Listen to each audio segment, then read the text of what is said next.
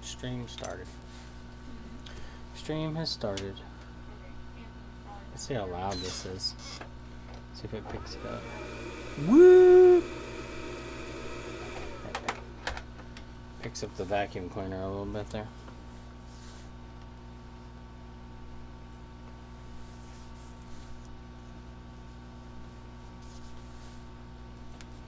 I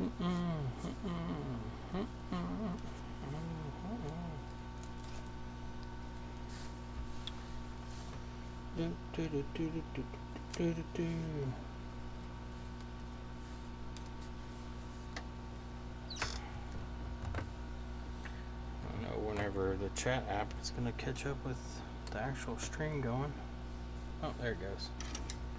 It finally picked it up.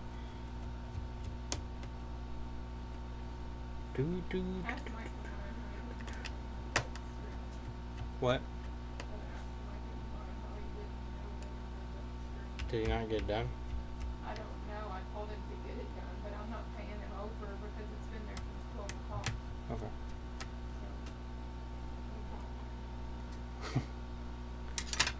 Hello, everyone.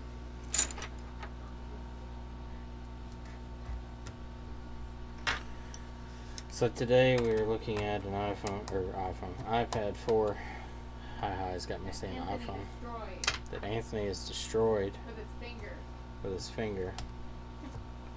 Probably wasn't wearing an anti-static bracelet, because those are very important. Very, very important to wear your anti-static bracelet. If anybody watched The Verge and their computer build, you'll know that an anti-static bracelet is just one of those Live Strong bracelets. That's all you need. Live Strong. So, this has a premium battery in it. I don't know if anybody knew that, but now you do. Premium. Let me turn the camera around here so it's facing the right way. There we go. Now we're premium. This thing doesn't hold very well. Needs tape. What's up, Mark? So, evidently this one's had the battery replaced, and Anthony pressed on the PMIC and the whole thing turned off and no longer does anything. So, we need to find out what's wrong with this. I don't know what the hell is going on there. Anti-static bracelet, wireless, yes. The new wireless ones are the best ones to have. I don't know what that is. Looks like a piece of solder or something. So first thing to check when an iPad is not charging is we need to take some screws out and look at these battery pins. These are common to break. Anthony is a habitual breaker of iPad pins. I don't know. He hasn't said anything yet, so we'll take it as he's not here yet. CPU reballing tonight? I don't know. I can show you ones that I've messed with. So our pins look okay. Let's see if our iPad even responds to the charger.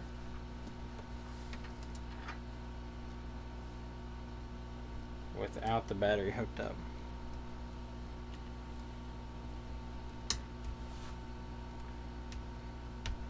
Oh, Anthony's finally here. Well, good thing you got here, Anthony. Alright, so it's not charging.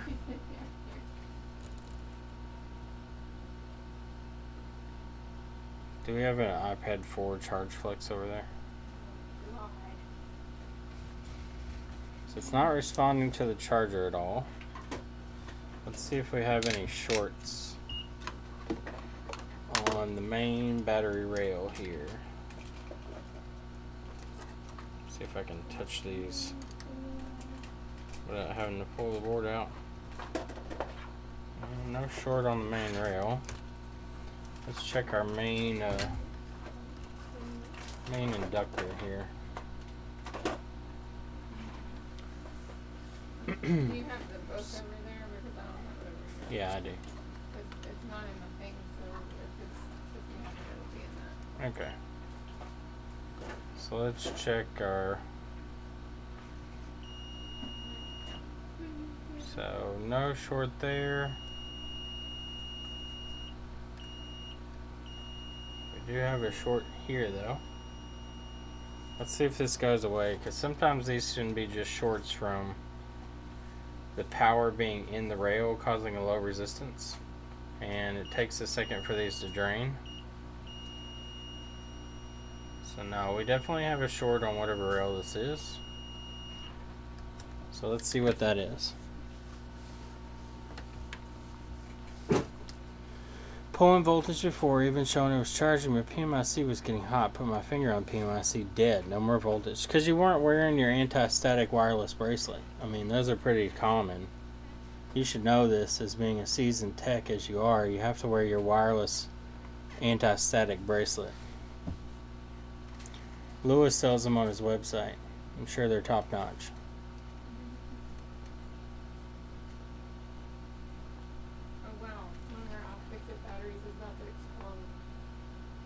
Yeah. That was when you took out of the phone, because it wasn't holding charge. We can only hope it explodes. And then we can sue iFixit. They won't ever respond to us. I know, because iFixit doesn't stand behind their batteries. I know, and I have a whole box of it. iFixit, where you go to get batteries and they don't warranty them. Streams brought to you by friends at store.rossmangroup.com. Get your Oh, look, we have another one for a mini store. Oh, you had a wired one? Yeah, well, rookie mistake. Rookie mistake. So this looks to be a NAND voltage rail. So let's see here. This I'm guessing this is a 3 volt. I don't know. I need to compare this to another, because the iPad schematic doesn't tell you shit about what it is. Let me flip it over so you all can see that. So, what the hell is it doing? Why does it have a line across it? Anyway, so this rail, it looks like it's some type of feedback too, because it comes out and goes back into the PMIC. Also goes to CPU. Could be 1B8. I don't know. Let me see here. So what's pin 1 on NAND? Pin 1 is bottom left here. So we'll compare this to an iPhone 6, which will tell us what that rail is, since it's the same NAND.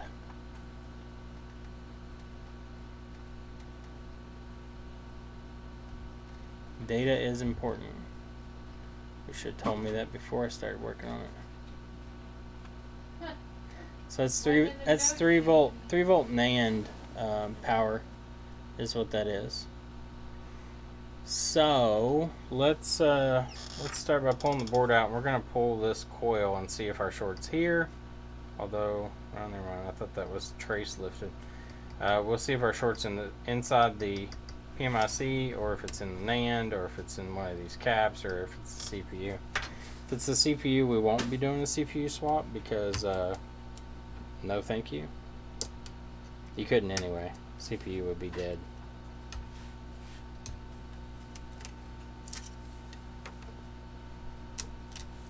I'm going to recheck this before I go and pull everything. I just want to make sure it is for sure shorted, because I've been trolled before. It's definitely shorted.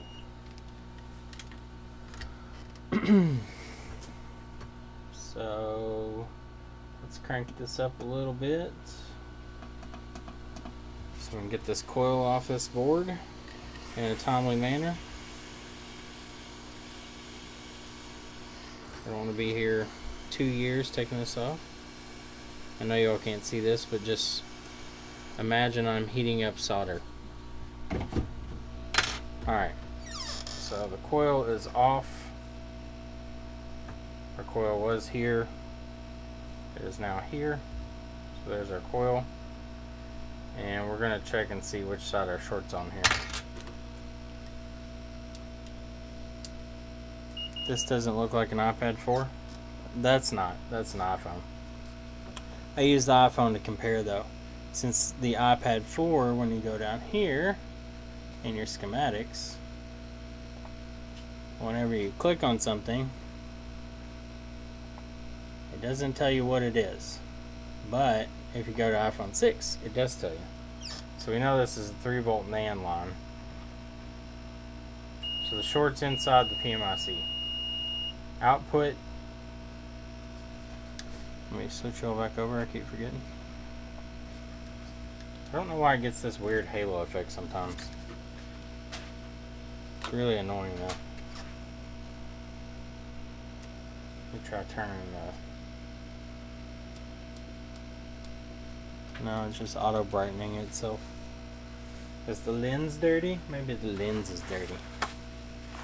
Let's try cleaning the lens. No.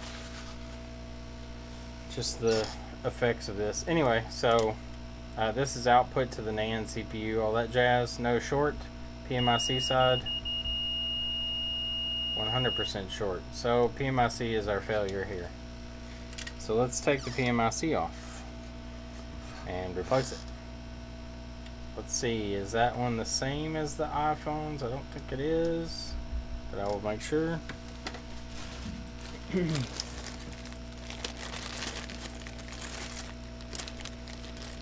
Anthony is a slave driver, I agree. So it's a 338S1251, so it's different. So let me grab, hopefully I have an iPad 4th gen here. I don't keep PMICs around for these things. Just don't see them very often.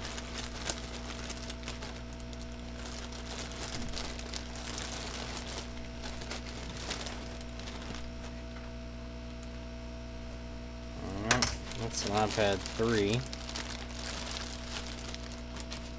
That's an iPad 2.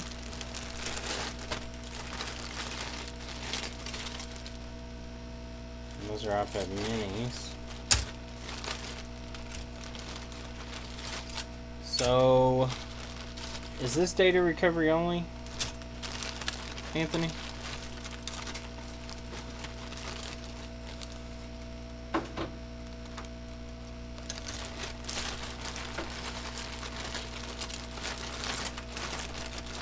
Hey Alex, we got a PMIC bad on an iPad 4th gen.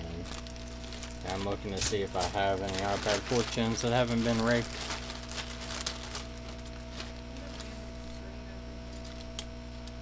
I don't have any iPad 4th gens.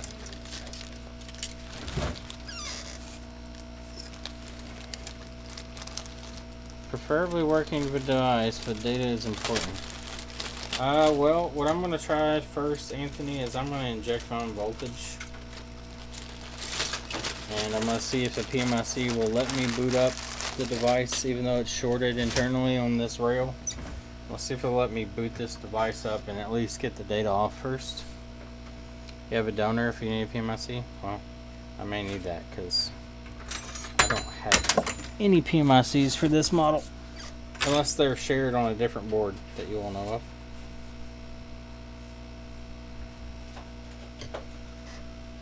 If it's shared on another board, I'm all ears.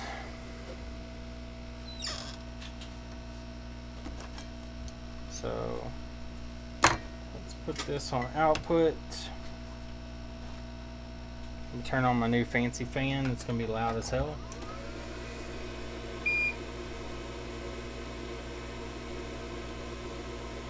Tin up my wire here.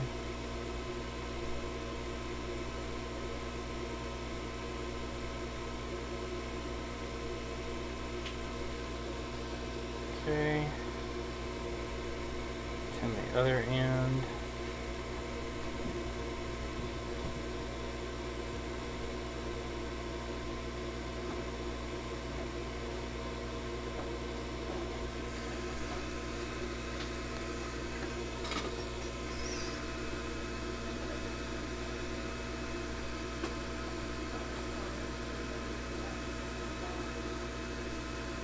Coding a microscope switch. Just steal Paul Daniels software.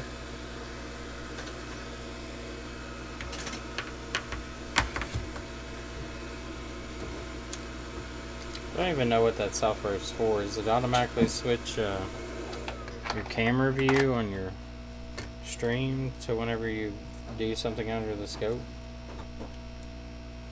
I haven't been in the loop of what's going on in the internet world.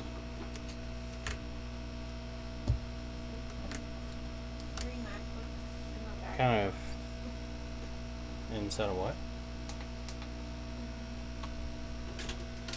Alright, so let's get our leads here. I'm going to inject 3 volts into this line.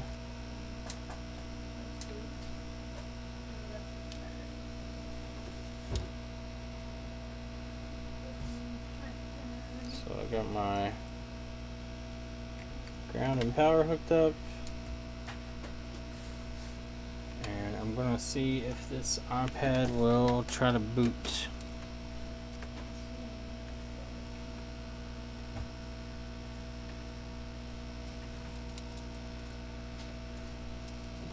This is going to be kind of a hodgepodge here. Cables and wires are laying everywhere. Alright, so I got the LCD on. We get the battery centered. Alright, battery is centered. I'm going to turn on my voltage. So it's drawing drawing 300 milliamps. Which not to be surprised with. Plug in my power.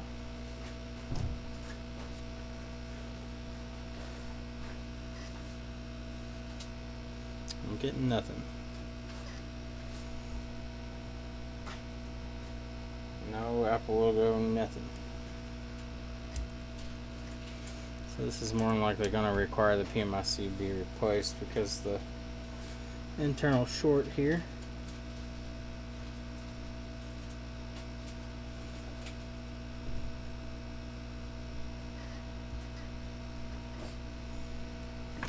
Woo. Calm down, LCD.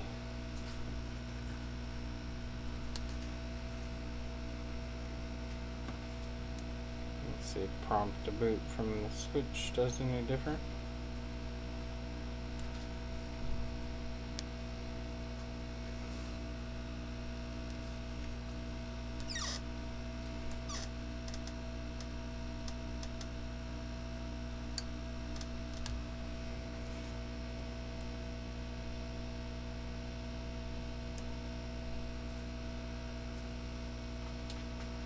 So it definitely tries to do something. Like when I press the power button right now, the amp draw jumps up to about 800 milliamps.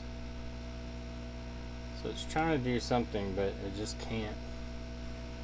More than likely what's happening is as it jumps up and then comes back down, its PMIC is resetting because it sees a short. So this is not going to work without replacing the PMIC. Okay, Alex. I'll see. I don't think I have any parts ones. I might have a parts one in the back. I'll go look here in a second. I could have sworn I had some of these because I remember pulling parts from them. Just don't have them laying around up here for some reason. Let me go look real quick. Turn this back down so it's not buzzing constantly. What's an Android equivalent of TriStar? They use like Max chips on the Samsungs. Max and Qualcomm, I think.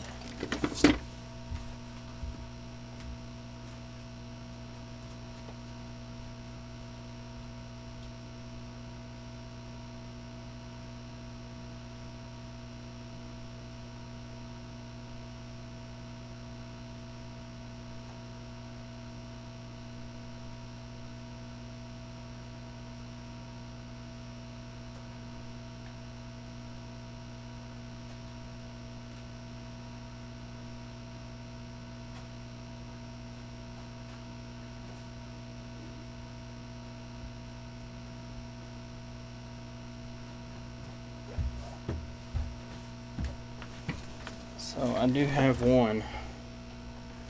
I don't know if this board's any good or not though. So I'm going to test it and see if it boots before I go and do anything to this. I don't know why this one was here, so it could very well have been here for the same issue being dead. I think this one worked though. I think I got this one working. I can't remember what we did to it though. If this is the one I'm thinking of, it's sat here for a while. several years.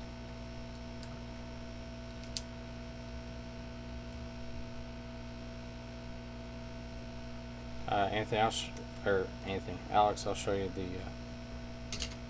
the PMIC here in a second. The exact model number. The model number on the PMIC is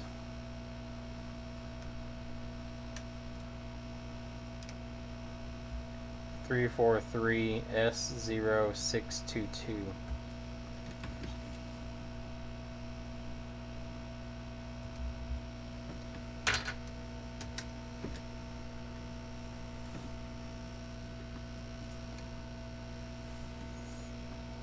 So, put my LCD on this one, clip it down, plug in the battery. Let's see if it boots.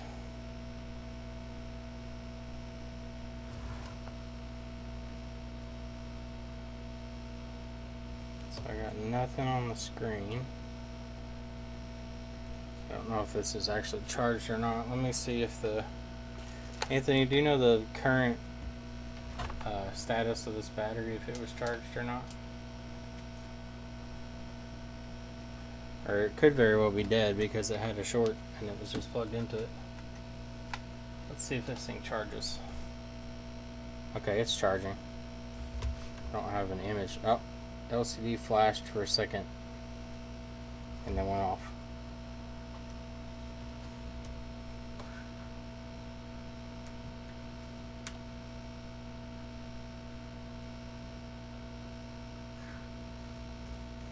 The LCD is not lighting up.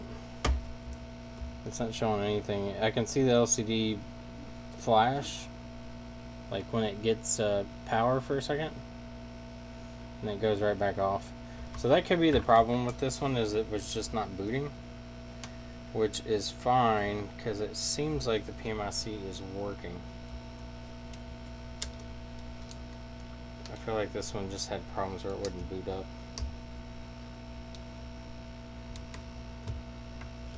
Let me check real quick the voltage on this one rail that we're wanting to know. See if it's getting the 3 volts that we expect to see.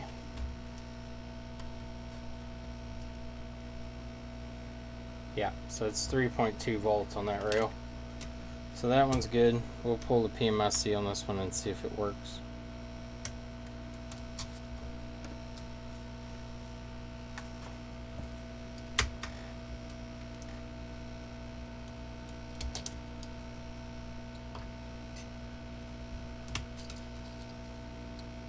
We'll see if this one works. I'm going to start on the test board just in case there's something catastrophically go wrong, that we're not messing up the good board. I don't suspect we'll have any issues. This should be just like doing the airs, but you never know. I'm going to start by removing that same coil to give me working space whenever I come back in here. So I want to get rid of this coil first.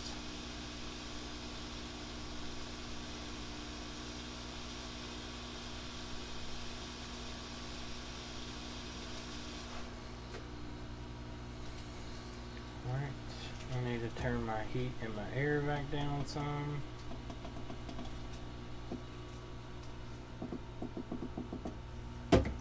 Break out the underfill tool and let's scrape some underfill. It's not a whole lot here, but a little bit. At least what's connected to these caps.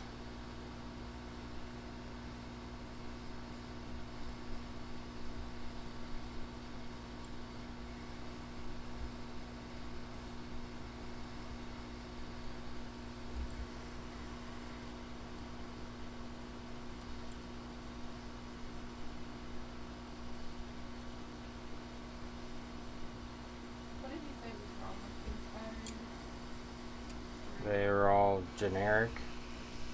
They die quickly.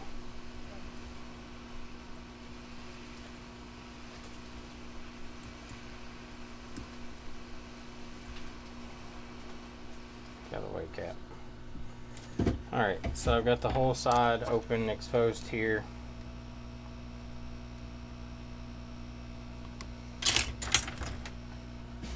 Now we just want to get this thing nice and toasty. We're not overly worried about when the solder melts. I just want to make sure it is melted.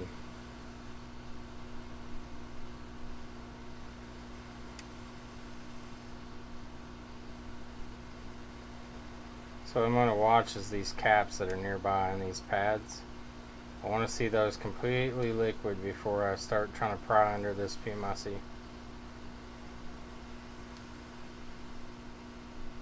Okay, so it's starting to turn liquid a little bit. I'm starting to see some solder balls kind of poke out from under the chip.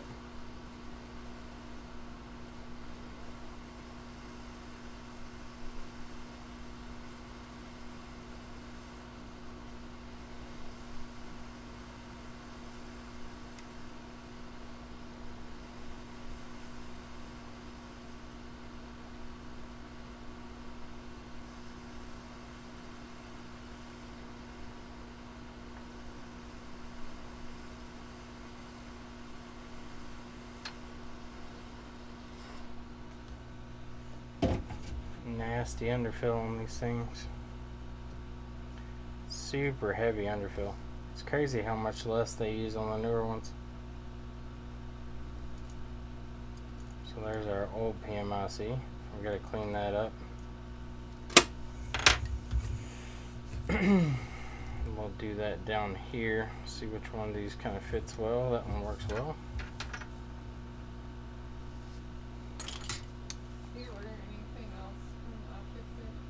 No, not anymore.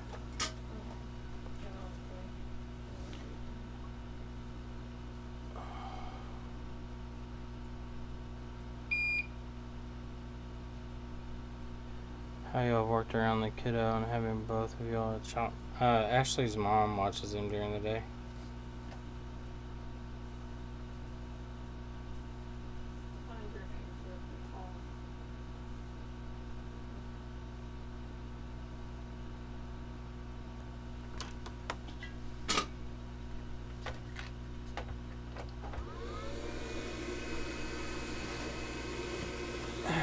What's up, JR? Sorry if that blower is a little loud. I don't know if y'all can hear me still the same or not. So what I've done is I've gone over that with leaded solder just to kind of knock all this down. Now I'm going to use my wick to try to pick up any excess that might be on this chip.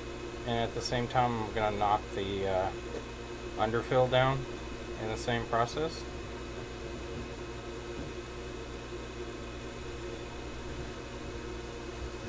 Okay, and now we're going to come in with some heat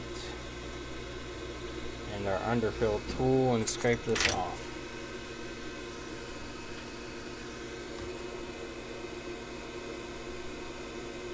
So I'm just going to heat this up.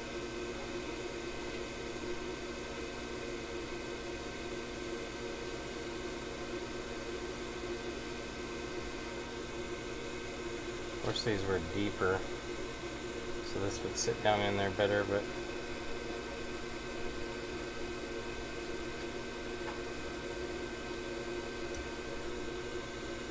this underfill is no joke. This stuff's... Yes.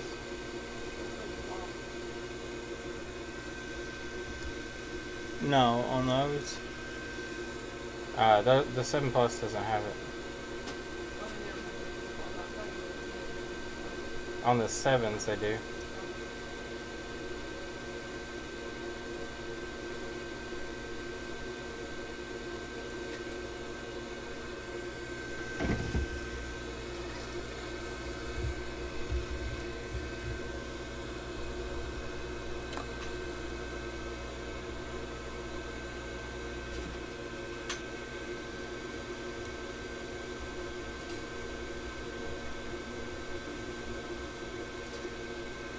Tell you one thing, I don't miss doing, like, I enjoy buying new chips for this reason. Cleaning underfill off on the older devices sucks. The newer stuff's softer than this, Well, I'll take that back. The 7 series is real hard, but like the 6 series and stuff, the underfill is far softer. Like this stuff's like rock hard. It doesn't come off very easily. I'm gonna have to try to use my iron to burn some of this off. Can clean this up and see where we're at.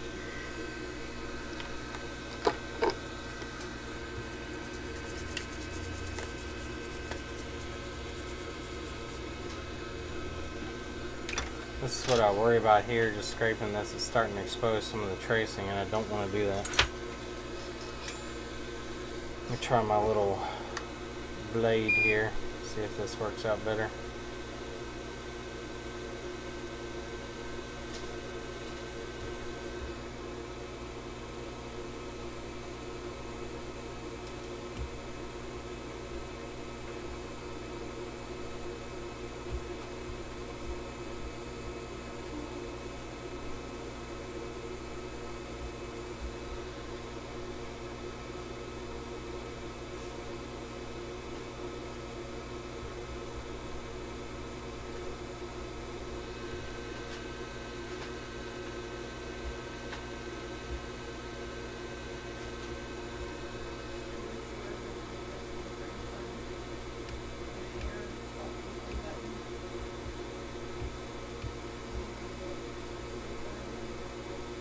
What?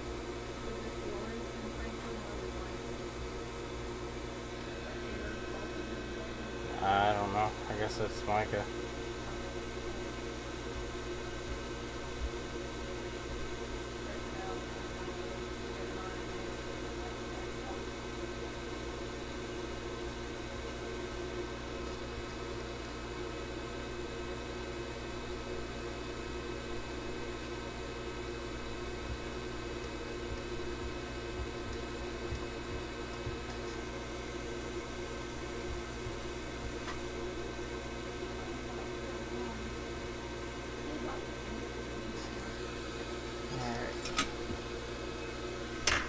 Should be cleaned up pretty well.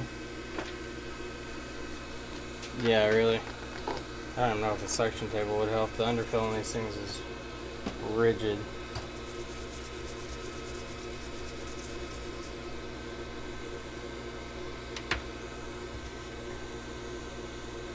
We got a little bit left, but not much.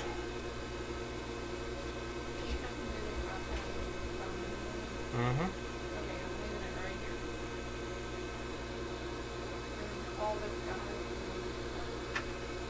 Okay.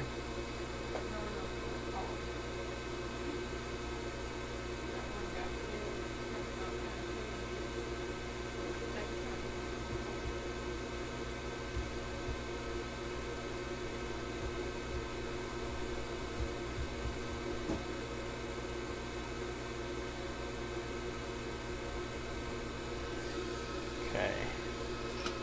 There's a lot of pads on here that are dry that are gonna have to be retouched up. So we'll go through and we'll touch those back up. Let's see if this iron works okay for that or not.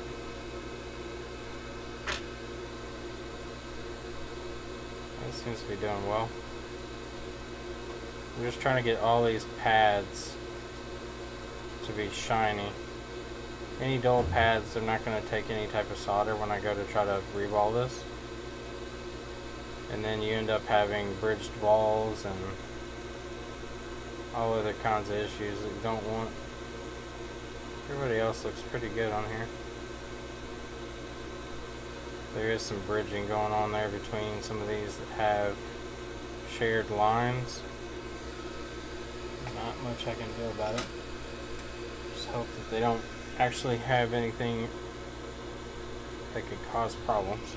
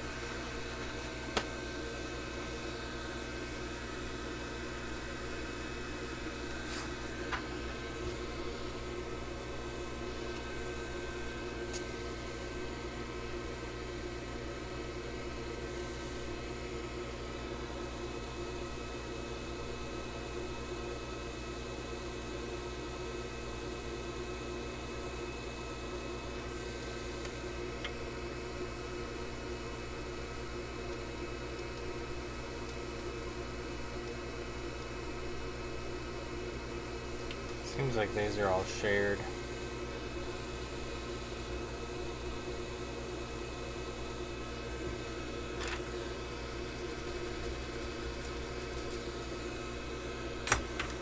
Which I'm fine with that, as long as they're not supposed to be touching.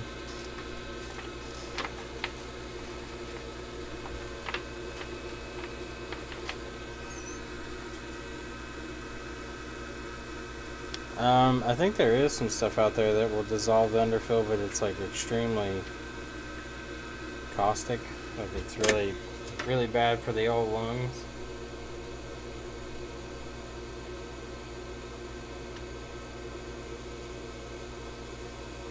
Okay. Let's reball this thing. Hope it works. Still gotta take our old one off and clean the underfill on that board too, which is gonna be part of the work.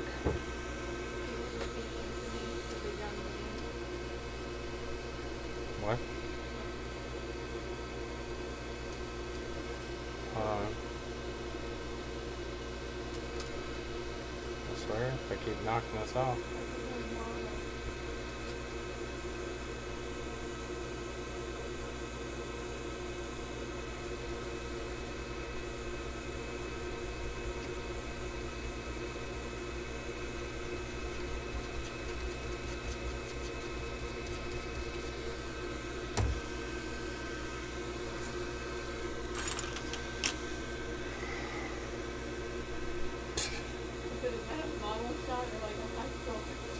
It's a glamour shot in the mall.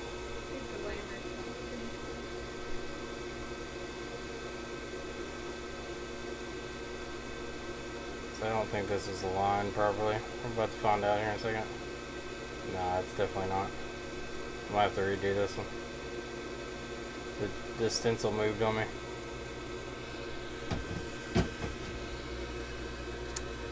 Let's see if we can revolve any of them.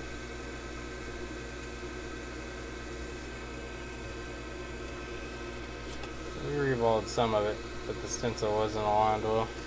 It's alright, I can go back and redo it now that I've got those set. Something I don't like about non-3D stencils, that chip can move super easy.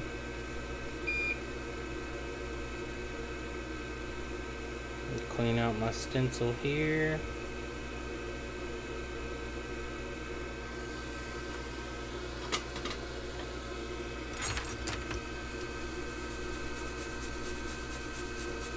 Popping balls everywhere. Yep. That's what happens when your stencil's not aligned and it's not touching pads. Solder just kind of does what it wants. So I'm going to clean up the top edge here where these are not seated well.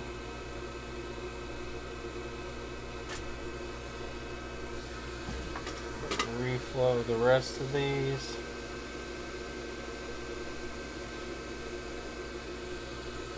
Got some bridged here.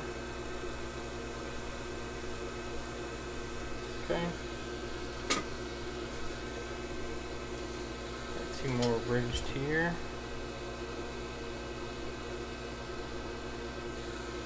Alright, let's put this back on our stencil now.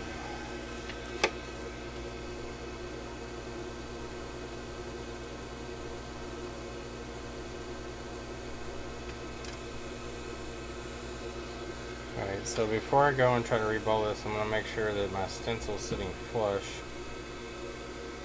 I'm just going to reflow this real quick, that way it sinks down and sits on top of this perfectly. Okay. Sometimes when those balls form outside of the stencil, they'll be too large, and you can't actually, when you put new paste down, it's not going to sit flush like it should.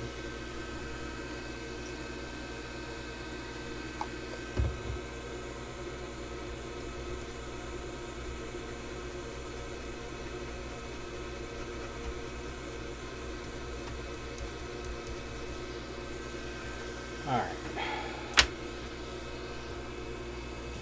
Take two. Get out of the way.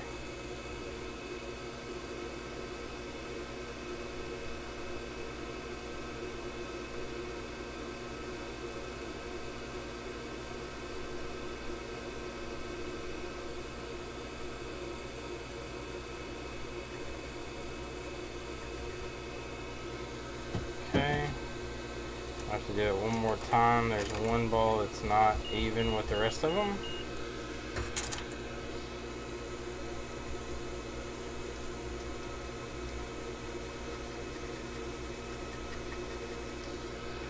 So that should get us all even now.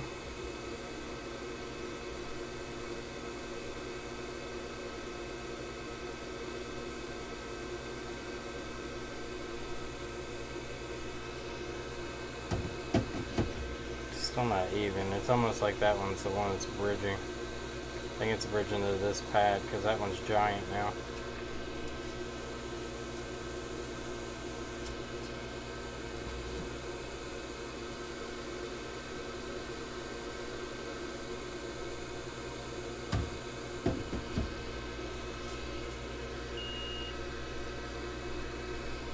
Yeah, so that's what's happening. This one's bridging since those two are bridged together.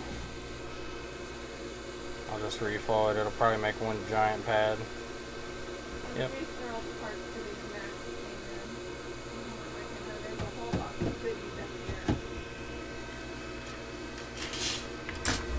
Okay.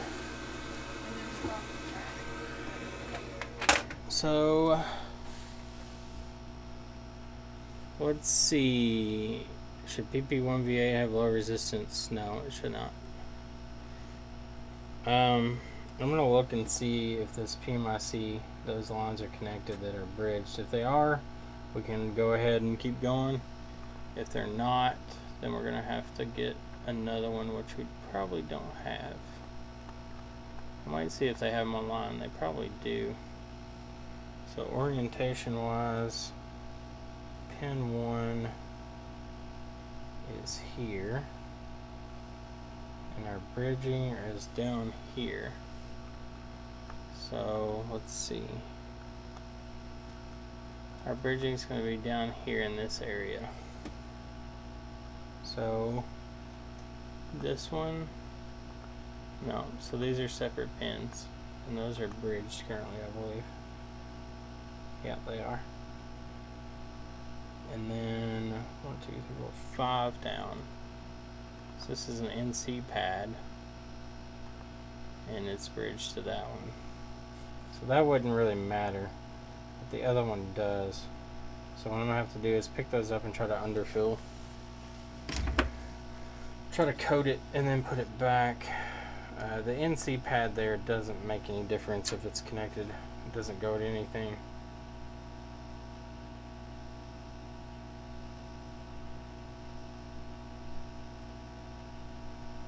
But this one does matter. Just from scraping that underfill, it's now got a little bit of a bridge in between the two. Let's see if we can even get rid of it.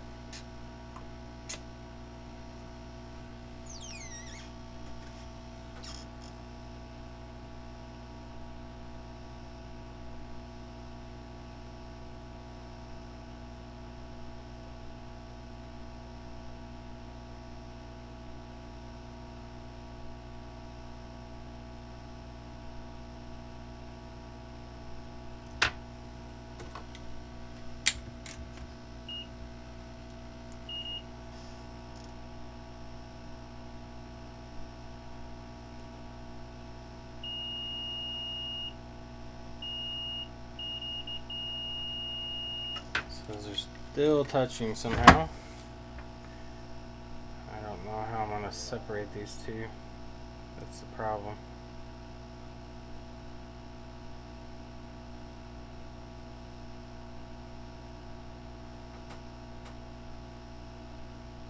Without damaging the PMIC here.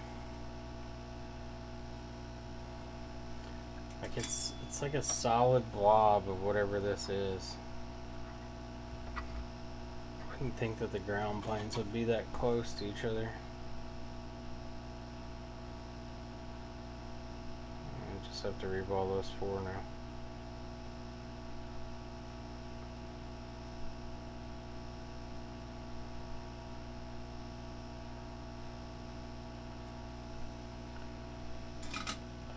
Let's see.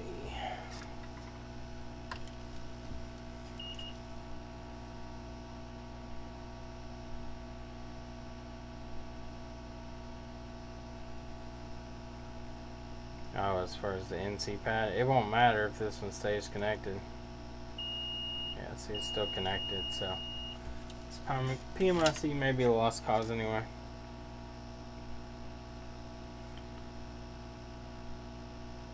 I mean, it sure looks like these are the same pad.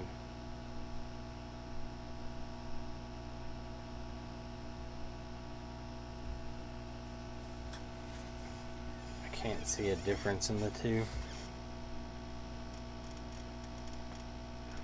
Could very well be that these are both outputs for something and share the same voltage. They're just not tied directly to each other.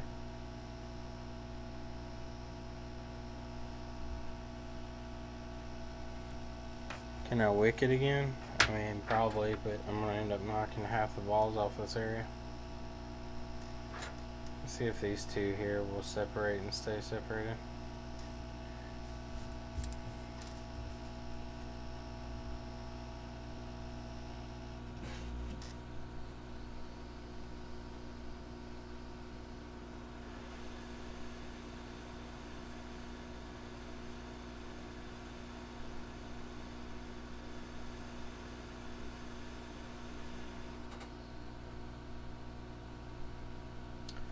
Nope, and that somehow just pulled pads off of it, looks like.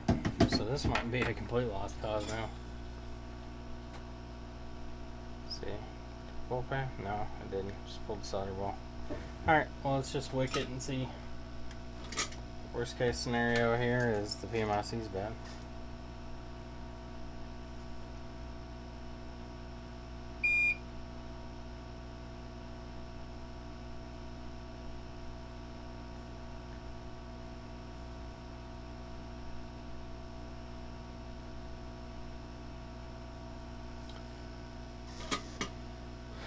Like, if that's not the same pad, I don't know what is. Like, it just looks like it's the same thing.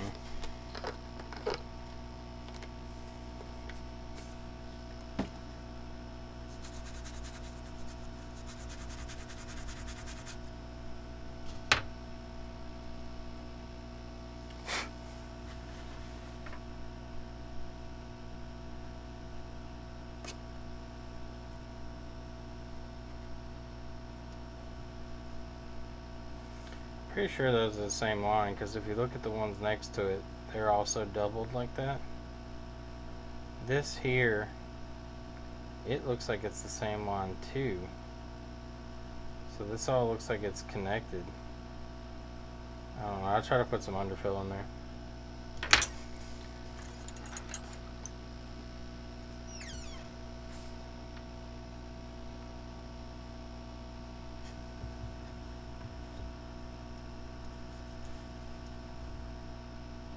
Use my new ultra fine tweezers that I got from old Union Repair. I think these are the same ones that Jesse uses. They're pretty nice. They're the blue titanium ones. I'm gonna go ahead and coat all this since I'm here.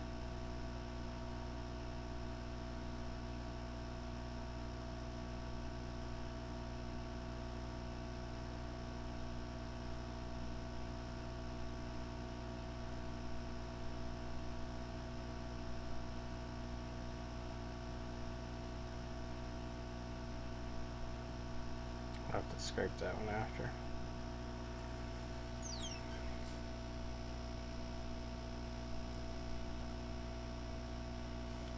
Tim's talking in third person. Typical Tim.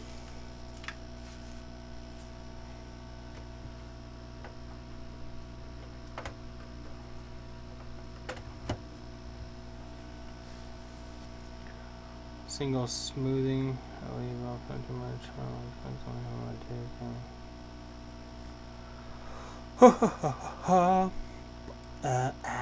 It's overexposure on this camera. My tongue looks very red. It's very flush. It's very flush around here.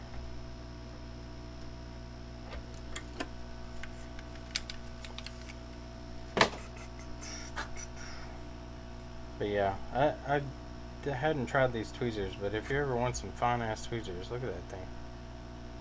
That's a serious point. I would not recommend prying anything with these. You're 100% guaranteed you're going to break them.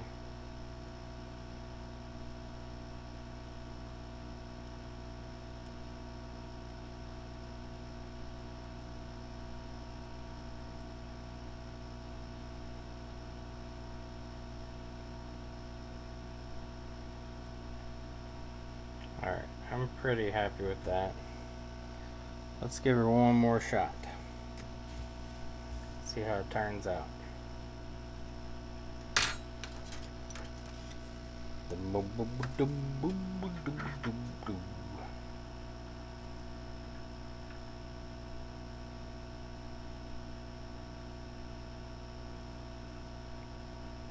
Okay.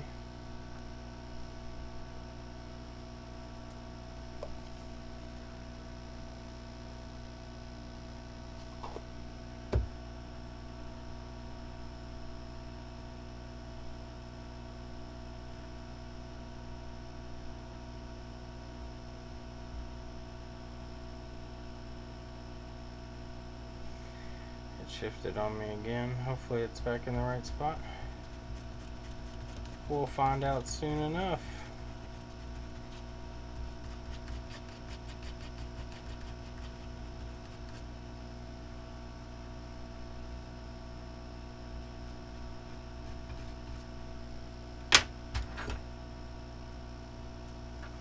On this week's episode of Did It Ball Right.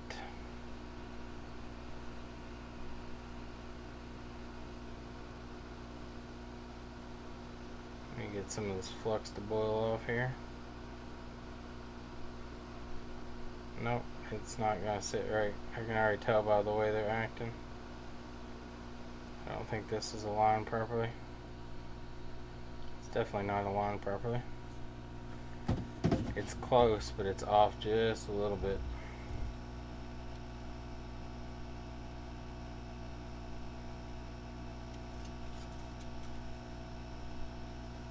Just a tad bit. All these are going to shift a little. We did get a good reball there.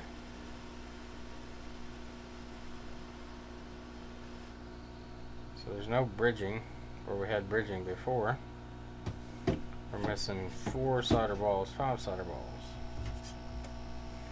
So I might place these by hand. Find my 20 mil solder balls.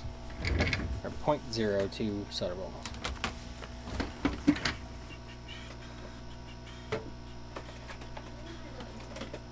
Huh? Okay. Tomorrow, this is a new screen that was in the trash. In here. So if you guys need a surface person, Yeah. it's right there. Should I take that MacBook with me in case? If she wants to pick it up down there, yeah. Oh, Bobby, the reason that they're not bridged is because the pad technically is good. Like the pads are supposed to be connected. But what was going on is they were making one giant solder ball, and I was worried that they weren't supposed to be connected, but after I'd cleaned it up, it looked like they were supposed to be fine, so I went ahead and did their underfill just to make sure that if they weren't supposed to be touching, they're not directly touching.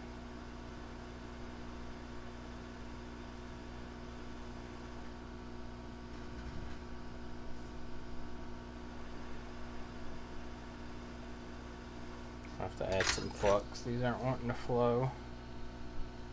There they go. As soon as I added flux, it did. Now this one here looks like it's bridged some of the solder from the one next to it. So I'm going to try to pick that one out.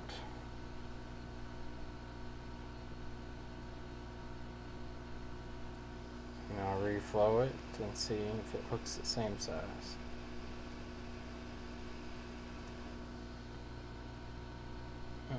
It's small now, so we'll put some solder on that one.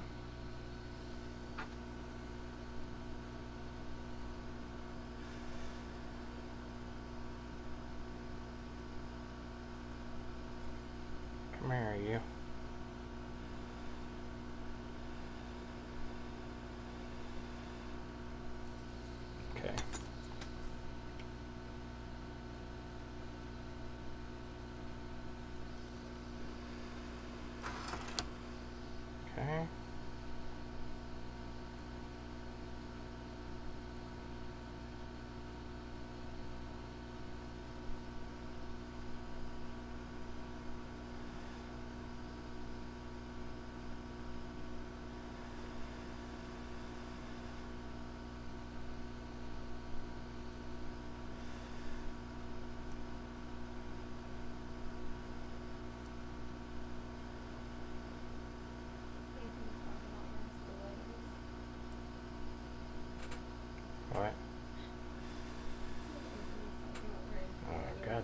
it bridged.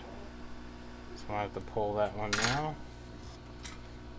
It slid right through my tweezers and touched the next ball and jumped right to it.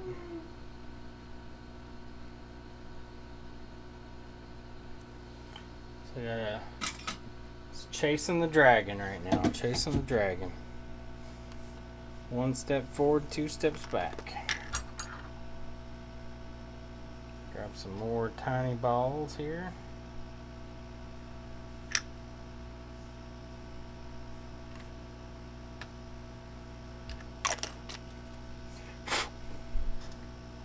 This is the hardest part. Like, for some reason, the surface tension of the smaller pad is so strong that these solder balls literally will melt right on top of them and slide right off, just like that one did again.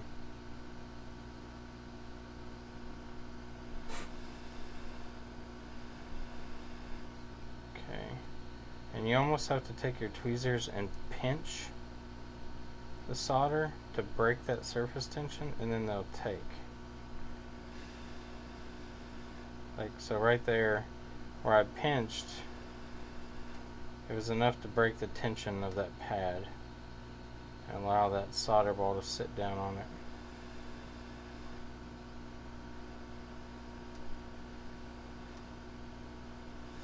Ones on the end usually are easier. Got one more to do. Do I have a solder ball somewhere? There we are.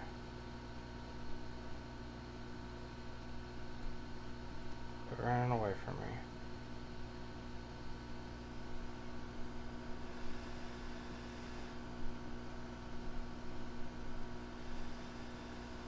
Okay. Everybody's on there now.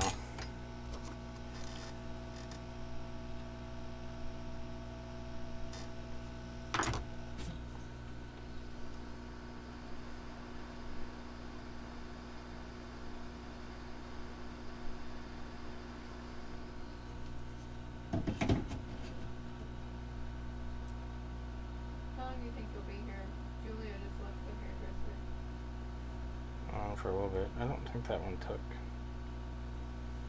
That one on the very end doesn't look like it took the solder ball that I had sitting on it.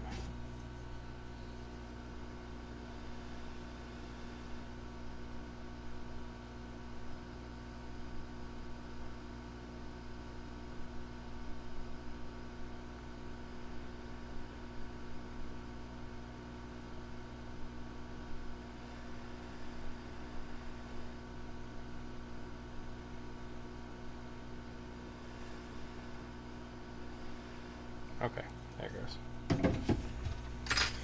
Alright, hopefully all this heat hasn't broken the PMIC, which can happen.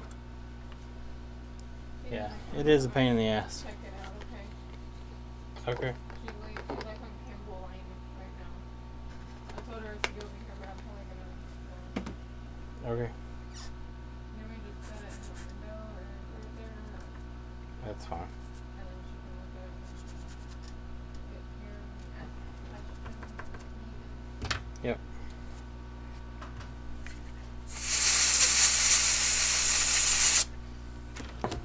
Alright. Did all of them come with chargers or do you have to buy them? No, I have to buy them. Is So that one there? Revolved. Yeah. I have an extra one. Okay. Do you want us to listen with them or do you? Yeah, it's fine. So there's no cracks in the PMIC.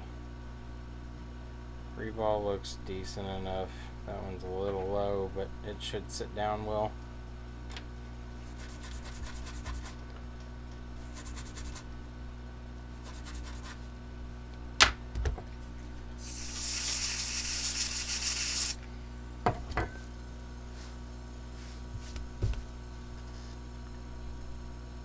It's not the prettiest, but if it reflows and it sits on there, I'm good to go.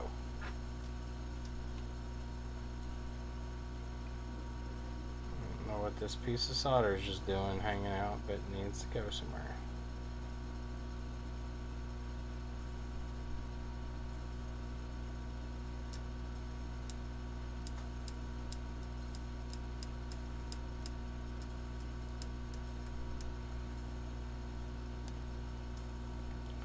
The solder ball in the corner is a little thin.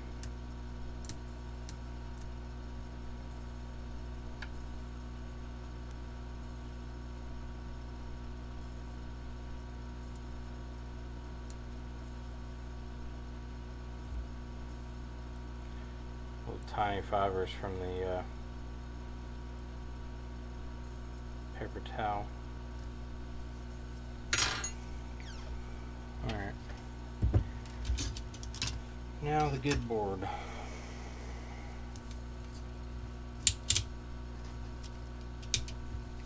Take the PMIC off without completely screwing ourselves here.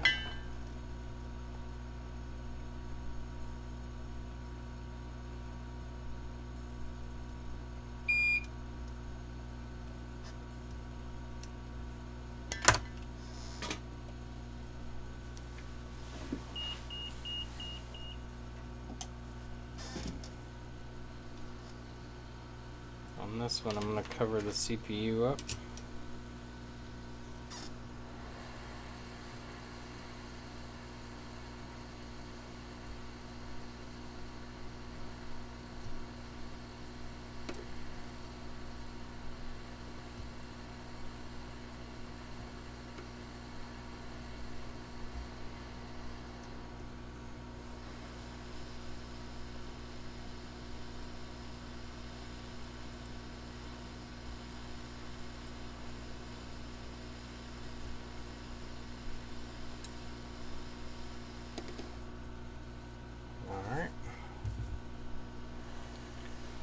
Time to take it off.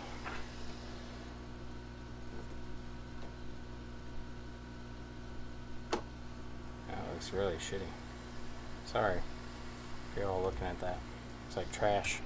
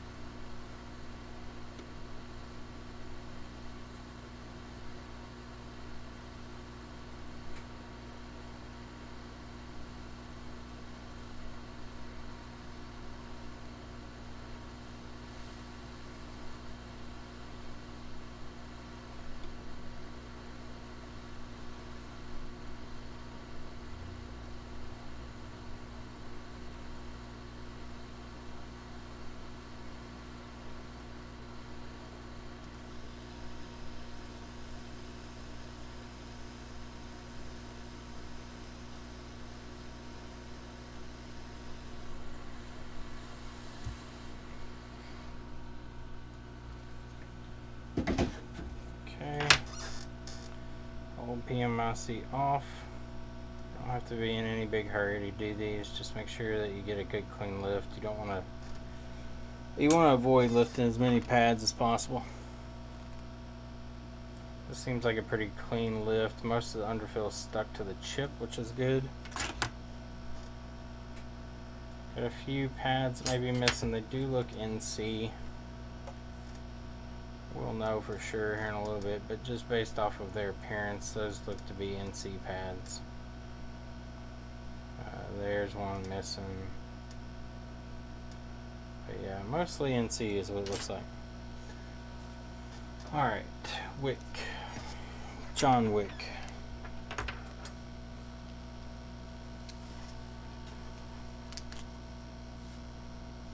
We're going to use hot air and wick here. I just want to pick up the solder that's on the board, and I don't want to reintroduce any, because as you can see, some of these traces are exposed. I don't want to sit here and rub any type of solder on them. I want to pick up what's here and then try to cover that up first.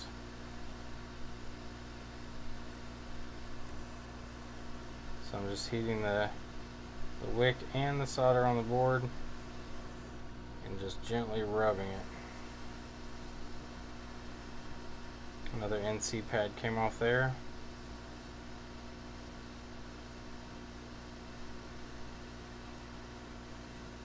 We'll get that off in a minute.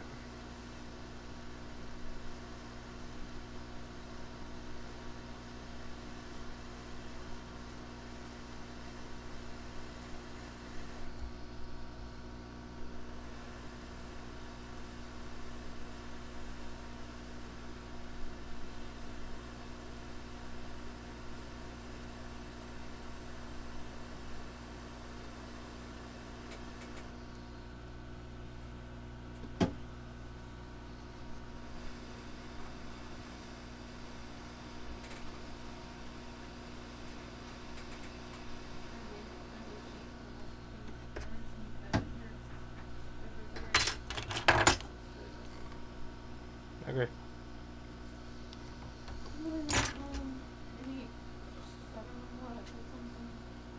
Eat something.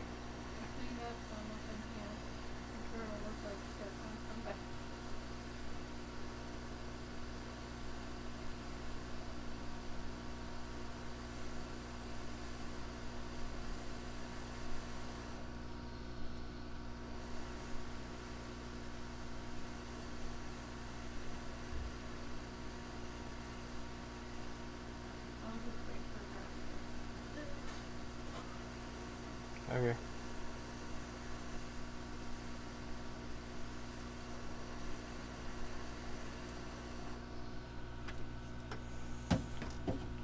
Alrighty. So this is pretty well cleaned up. I'm going to try to clean out some of the underfill here.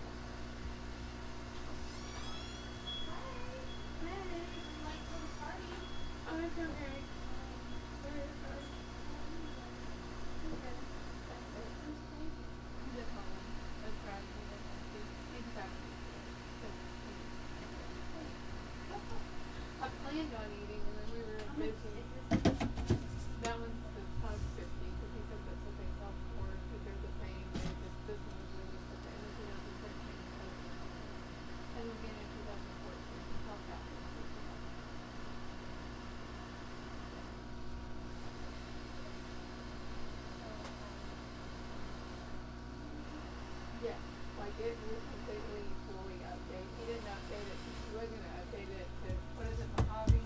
Yeah. But he didn't, because he said it takes an hour, and he's like, if she's coming down, then it'll be updating.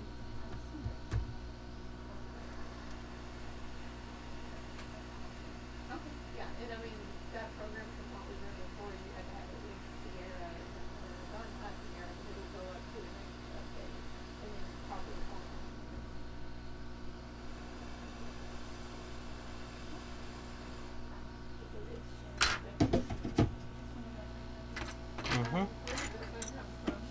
Came in and not turning it on. The hard drive was bad. It had a bad hard drive. That's what we replaced. Mm-hmm. Yeah, that's why we thought about it.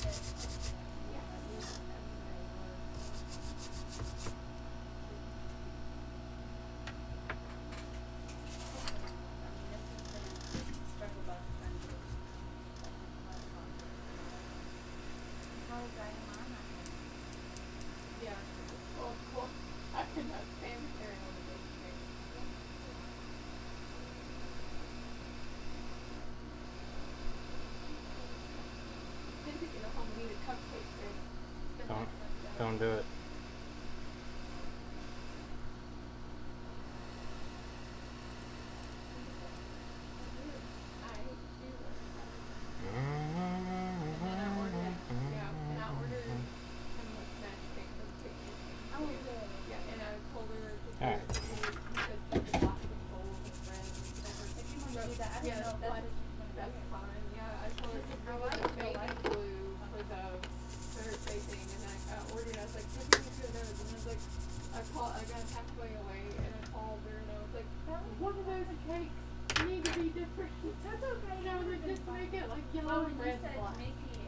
That's my first thought was like bold. So that's what I thought you were bringing anyway. Yeah, well, that's what, and what you had said, I remember, like, I got away from the cake place, and I was like, oh, but wait a minute. I have to go. Okay, let me see.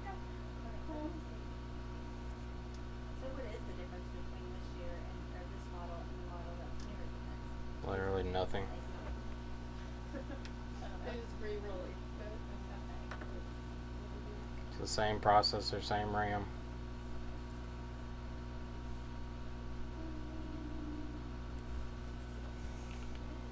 What size is it? 13-inch.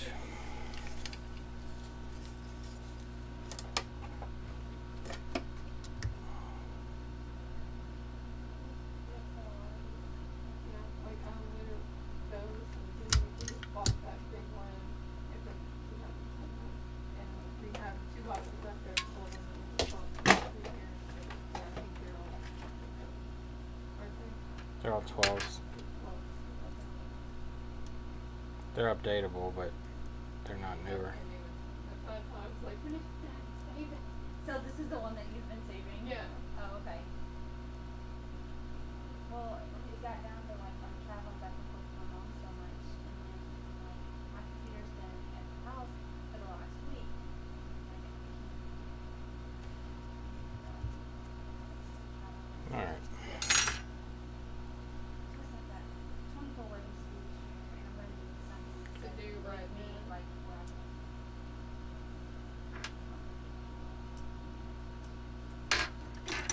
Except for nothing right now. Like, The adapter. The mic that plug in. Do we have any? Nope. No. You can get the Bluetooth one, you don't even have to plug it in. How much do you know what's No, I don't. Usually like $30, $40, something like that. oh, No, we don't have any mics at all. that's okay.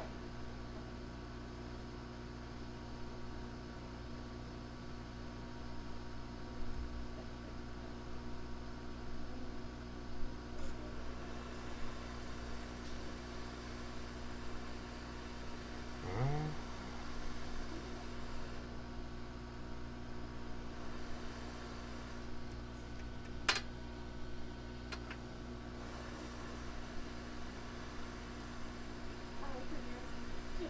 Sorry. Where'd you go?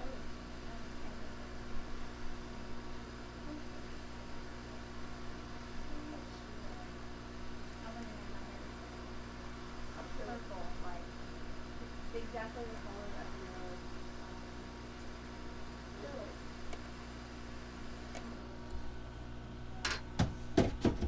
shoes. Give me some. You can do highlights. You can put purple in. She didn't know. Alright, let's see if it's shorted. I couldn't believe it. Yeah. It was literally so. Well, I can show you the picture. I was just like. Okay, that's coming up as it cools down. So it's no longer 0. It's at 25 and climbing. And this is gonna fly.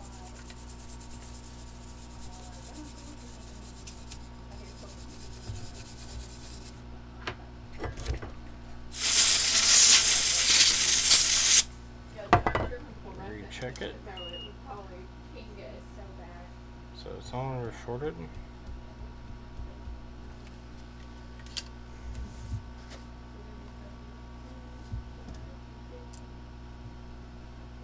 I mean, these are.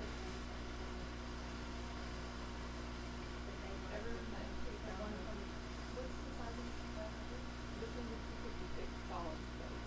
So it's not a regular hard drive. It's the back.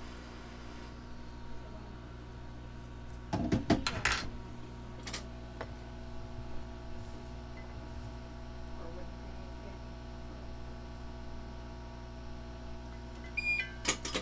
What is it? oh, 128 gig. What about it? They were going for 350, 50. Oh. For what year?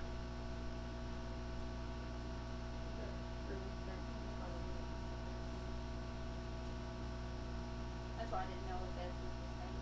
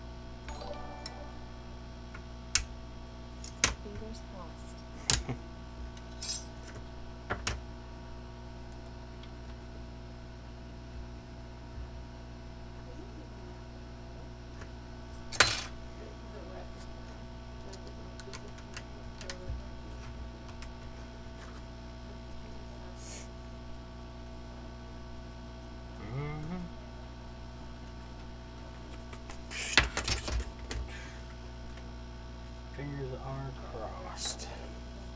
That's what he was going on. He looked at the other one.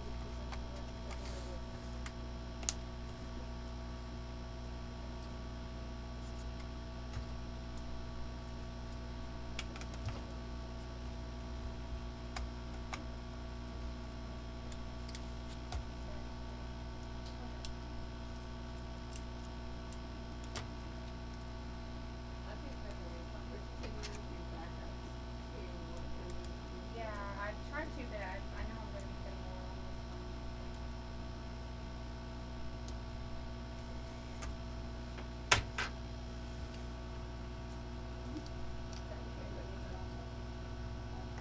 Yeah, like we go on eBay, we buy it now, and Just look at end listings. Yep, completed listings. Yep. You guys have to try that in your overselling, just selling if they want to do their own one. Yep.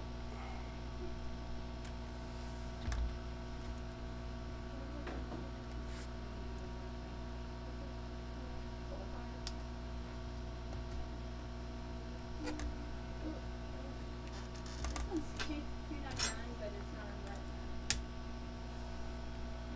What year is it for $2.99? Is it an Air?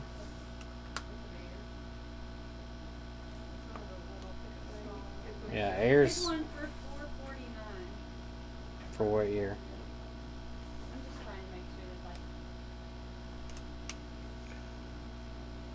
No, still not turned on.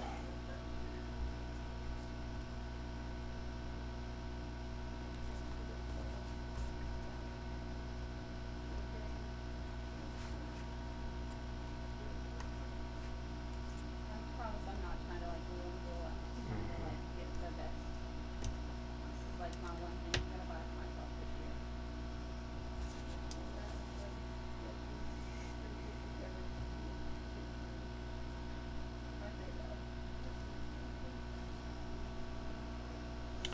And turn on still.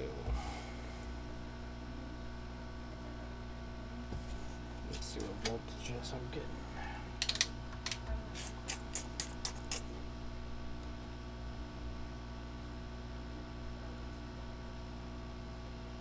Well, I'm getting the right voltages.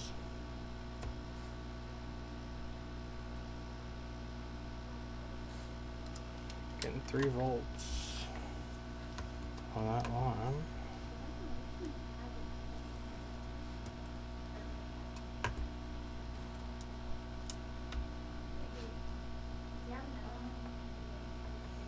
Did you have any other one that had the bigger hard drive Bigger hard drive than what? than the 256?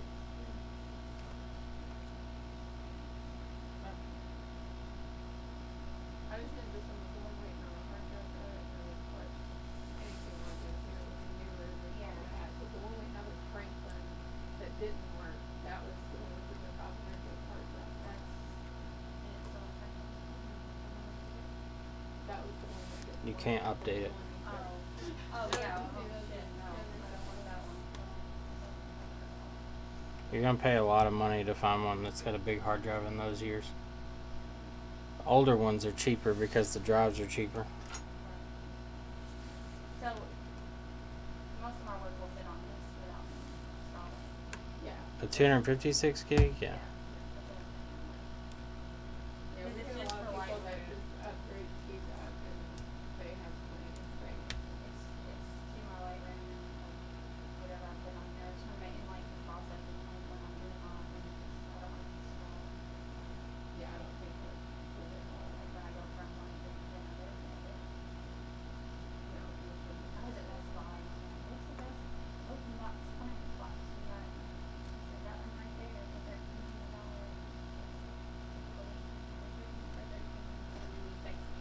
I'm out. The dude's like, where you going? Nope, I'm good. Not turned on. And I was gonna buy like an iPad.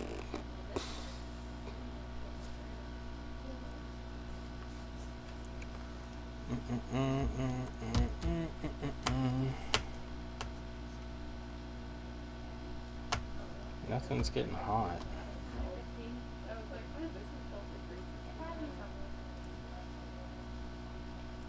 don't know what it is. Yeah. CPU is warm. It's not hot. And I made it It's like warm as in if it's trying to process something. Oh, I see.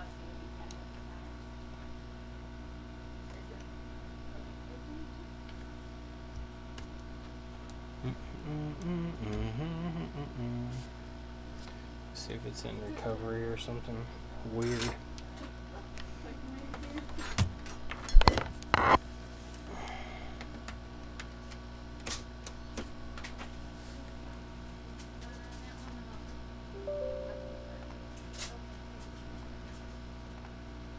No.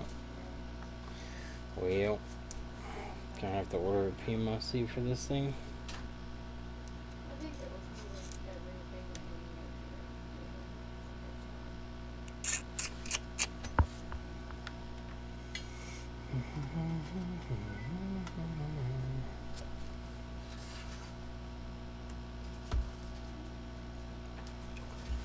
Nada.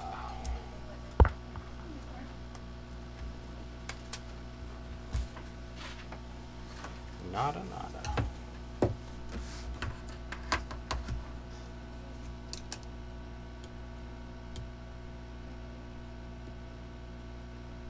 No, Anthony.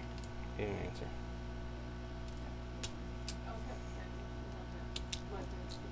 El Capitan's before that one.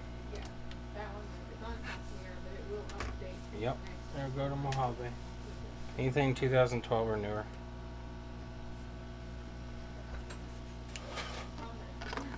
I promise.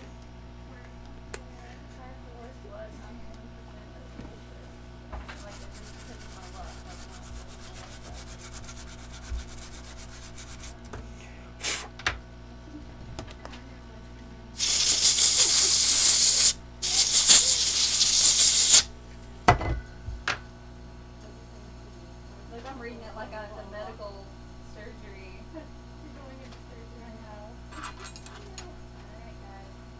Alright, if you have any problems with it, Yeah, I'll I know. can pretty much guarantee you. It's gonna be fine. Everything's fine. You got it. It's fine. Everything's fine. It is fine. Okay. I appreciate it, guys. No No problem.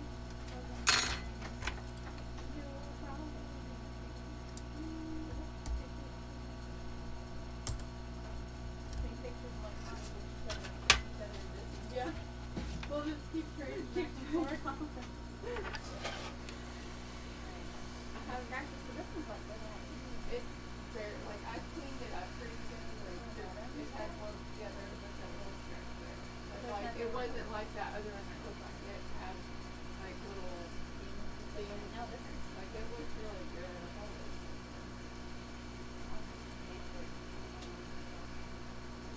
It's behind Amazon. I found that one on there for like $15 and you're wanting the room sold on before, like, for that other room, so they're still, like, the things. Alright, guys. Alright, have a good night. See ya. It's The 27. I think it's like 600. Mm-hmm. You don't want to carry that thing around.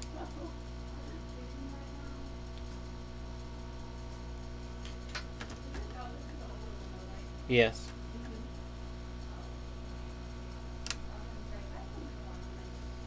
No, the new ones are far more expensive. Alright, see you later. Bye. Apparently Rico has a way to get them out to save them out. I don't think he I does. just went ahead and sold it, but it still won't go until. Just personal opinion, I don't think he does. Okay, so now it's acting different. It's acting like it's trying to charge.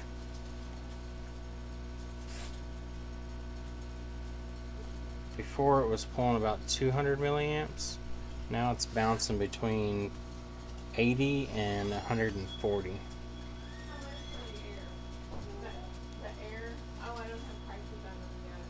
How much is the air in the window? That's a 2013. I think we had it like 300 and something dollars. There's a guy wanting to know a price on there. That one's probably 350. $350.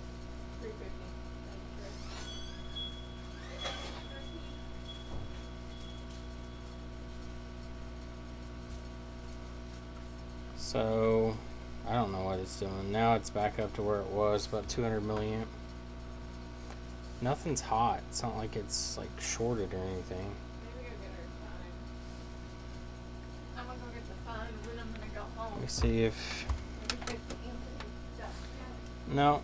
PMIC is not getting warm. CPU is warm, but it's not like hot. It's not like I would expect if there was a short. What the fuck are we doing here? Come on.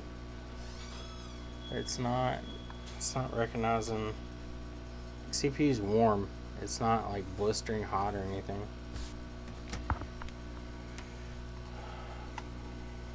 Although the warmth of it could be from where I was heating up the board just now. Because I mean the whole thing's kind of warm.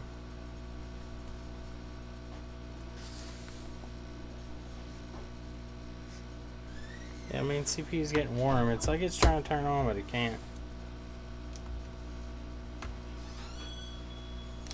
The only thing I think is PMIC is still the cause. It's the only thing that's common with this.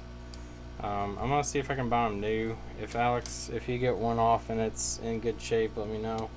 It's just really hard to get the underfill in these clean without tearing them up. Let me see if I can find this PMIC. Hopefully somebody stateside has them. $900 thermal camera? No, I'm good. I'll pass. I'm gonna pull PMIC real quick and see and make sure that my reball took correctly. I don't want it to be, if there's like a bunch of bridge pads or something, I kind of know what I'm looking at. But this coil is now at 3.1 volts, which is normal. It's just still not wanting to turn on.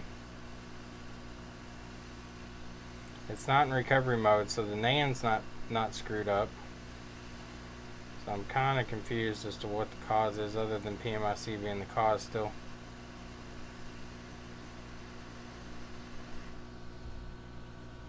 I might have bridged that, I may not have. So there is one bridge there. That could have been my own doing. I'm going to try to unbridge these and then sit this back down and see if I can get it to take. I've had success in the past of doing this.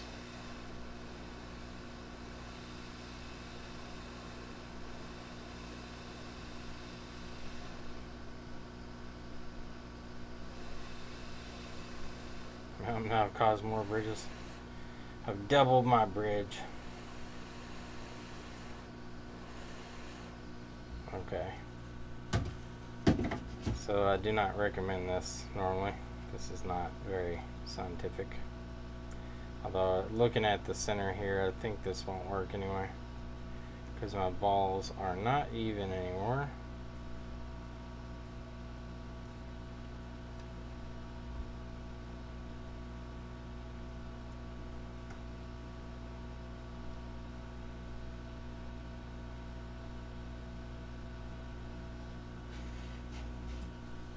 Let's see what happens here.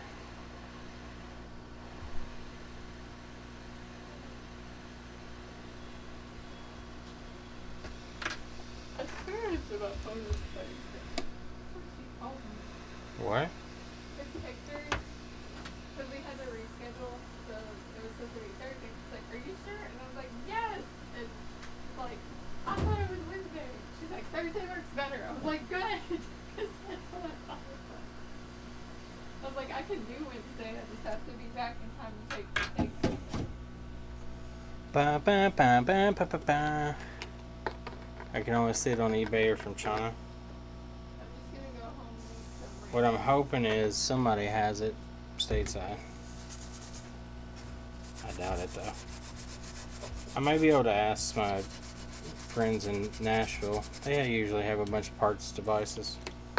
I'm sure they wouldn't care to give up a iPad. Yeah, if you want to.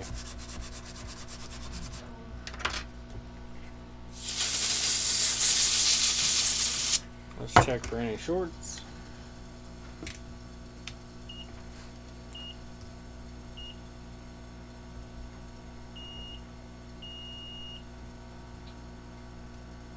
Are you shorted on output, or are you a CPU line? Oh, you're a CPU line.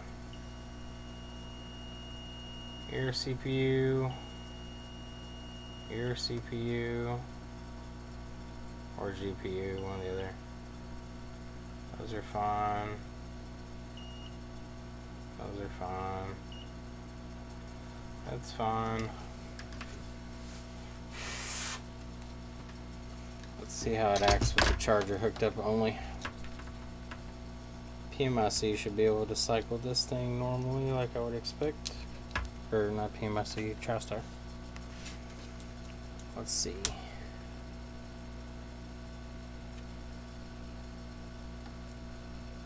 Okay, so now I'm not getting any current draw.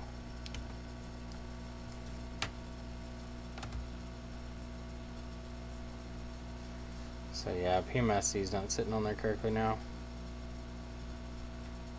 I'm back to no current draw again. So yeah, this one's gonna have to have a PMIC ordered. Sorry, Anthony. I tried to get it done tonight, but it's not gonna work.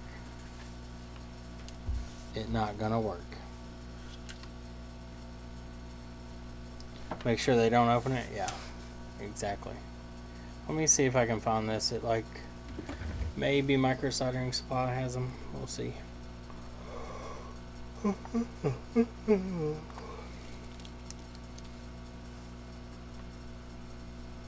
Search by device. iPad 2, 3, and 4.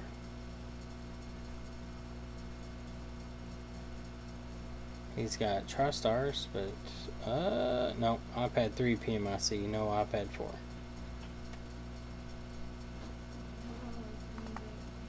Make sure this is all the items. Yeah, he has iPad 3 PMIC, but not the 4. Let's see.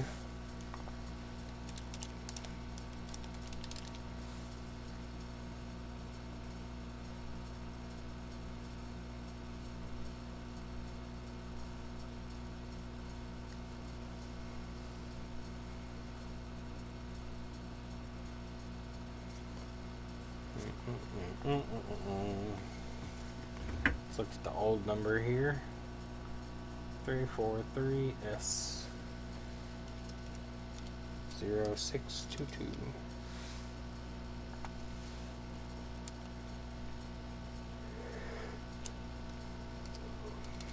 Okay. This is my list of things. China has them for $50. Everything is here except for the knobbies and the fires. Okay. But everything else is right here that he can do. All the parts are in the box. $50 from China. What are these two Macs up here for? The iMac. What? There's still two iMacs up here. One of them we need to put RAM in tomorrow. Okay. The other one we just need to call them, and I don't know what to do with it, honestly. It turns on, stays on all day. As soon as it Do you goes have the RAM? to like deep sleep, it doesn't turn back on. Yes, the RAM was sitting. It's sitting right there. Tape it to it. Where, which one has The bigger one right by your feet. Oh, the biggest one? Yep. Well, Well, everything is here for him here. Keep it I don't like the end stream on a bad note. And this is a screen, a good screen. Should I put it with, because whenever There's he, what? are you going to have him open the Surface That Pro? doesn't. Or, Oh, the Surface, yeah, okay, can we just put this with it? yeah, it's fine. Because it'll probably break. Anthony, those people are supposed to come tomorrow from Nashville, so I'll get them to bring some up, and I'll do some more PMICs. Hopefully one of them works, fingers crossed. Tired as hell. Let me see. Is there anything fast? Never gonna get to see them baby. I know. The damn place. The damnedest place. This one was... I'm going to do one real quick. I just wanted to finish with the one working. Damage during screen removal. What does that mean? Let's see what damage during screen removal means.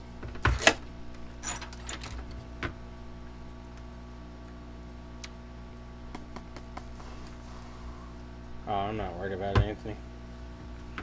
I'll stream some tomorrow since Michael will be here. Doing all the work. doing all the work. I got a lot of mailing to catch up on. Tell them we're going to be going in October. Yeah, we'll be gone in October. I don't know. Don't send us anything for a Don't week. send us anything. Or you don't expect it. Yeah, if you send something in October, you might catch the week that we're gone. It's the last week. The last week of October. We're going to be celebrating Halloween in Disney World. Yeah. I'm going to Disneyland World. You're not going to Disneyland? I said Disneyland World. I've never been to either. Okay, Disneyland World. We lost a viewer. Somebody left us. I'm so dizzy. I'm going to go eat. Alright, so iPhone 7 damaged something or other when doing something. Let's see what this does. Driving. We'll be driving. So it charges. It turns on. So if you just decided that Dell is going to be a non-touch screen version. Mm-hmm. Okay. Then I'm going to take it and sell it. I guess unless you want to hear it. No, you can sell it.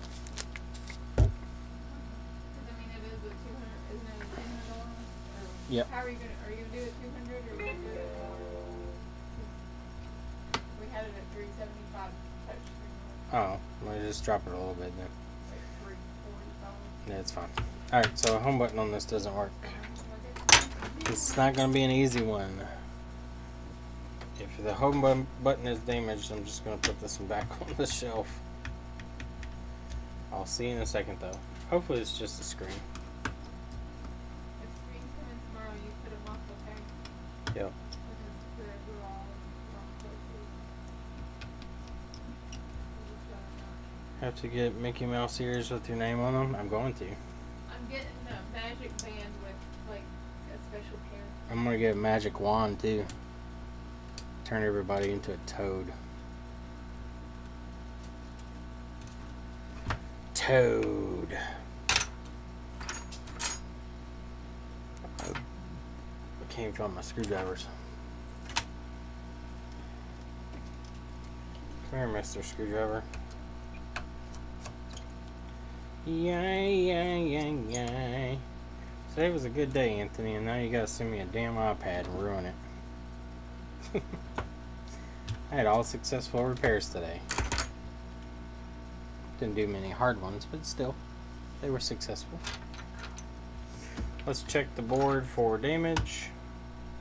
Any damage? Looks good. Looks good. Let's pick up the old sticker here.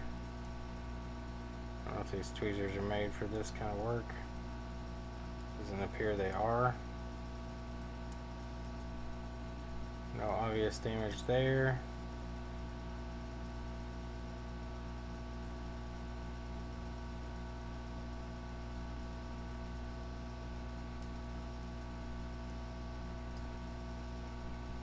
No obvious damage there.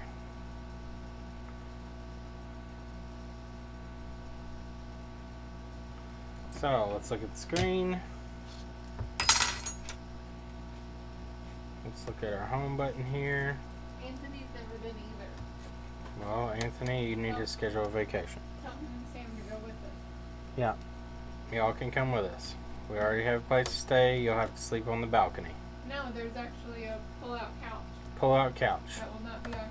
The only thing pulling out that night is going to be the couch. So your penis and your pants. Okay. Alright, so the IC looks okay. Do we have a rip in our flex? That's the next question. I want you to look at all this good I've done here. There's a little chafing there, but I don't think that would cause home button failure.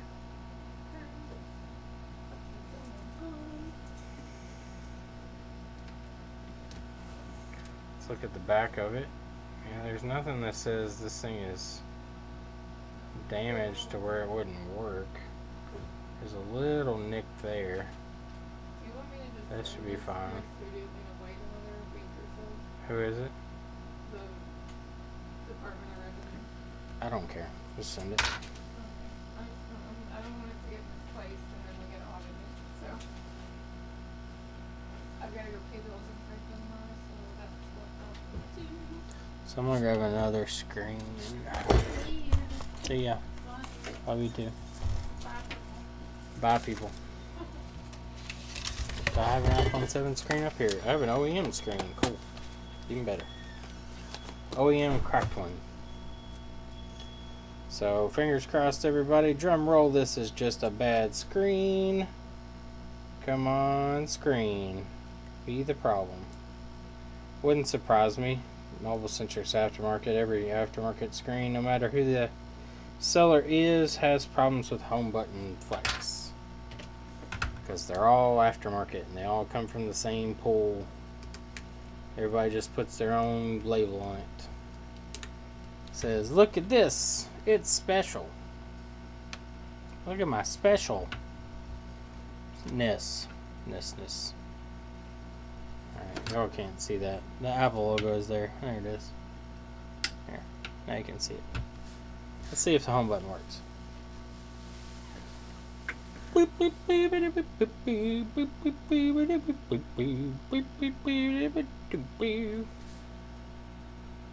Hey, home button works. Look at that. We're geniuses.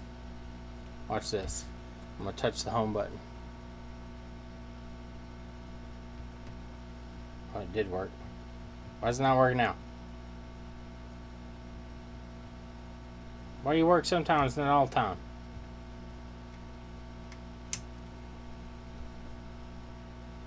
You plugged in well? Why are you doing this? Why can't I have a victory? Can I have a victory, please? Stop swiping down. I'm not swiping down.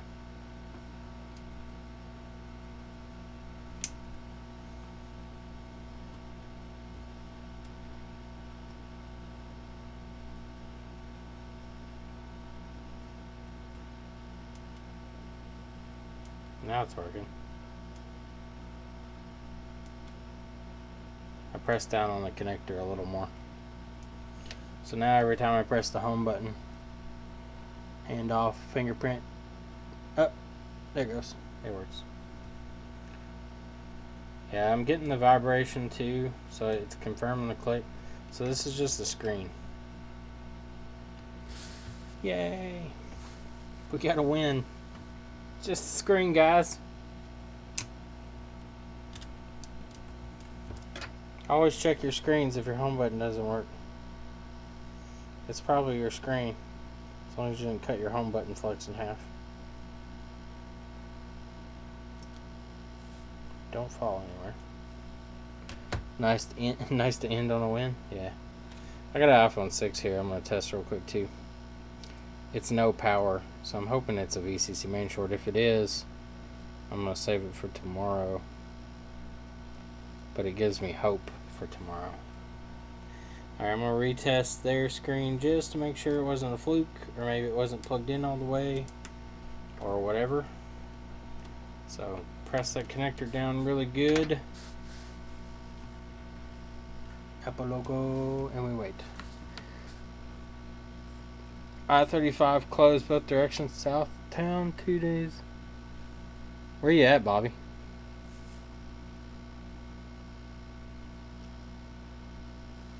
Are you feeling lucky, punk? Do ya?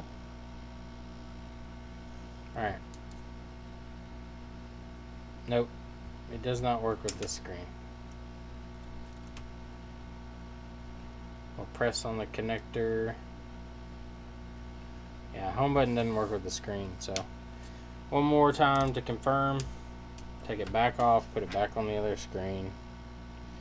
I don't like to do it once because what happens is I send it back and then I'm not 100% sure. I can't be like, yes, I double checked it. So I always check it twice.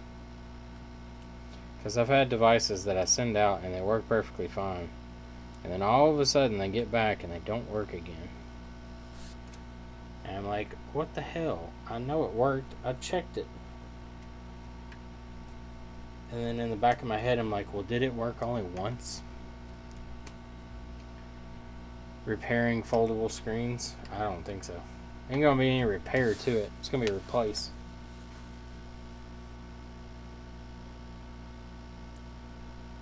I can't imagine trying to fix one of those. I don't know how you would even fix a panel like that.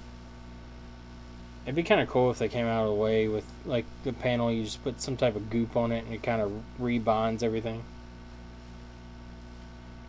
Alright, so screen off. Yeah, so it's definitely the screen.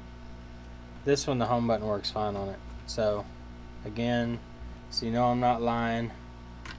I'm zoomed out as far as I can go. I'm sorry. My hand's up, touch the home button. Screen comes on. Home button. Screen comes on. So it's just the screen.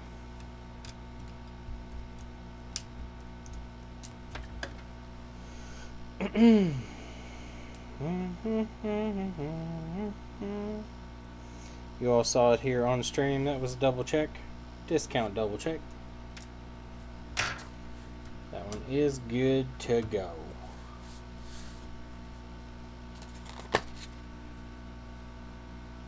When they'll break.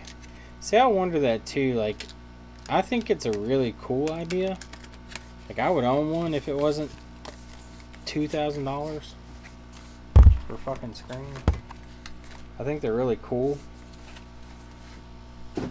I think it's an awesome tech because I would love to have a small phone that I could fold out and have a fucking nice size tablet.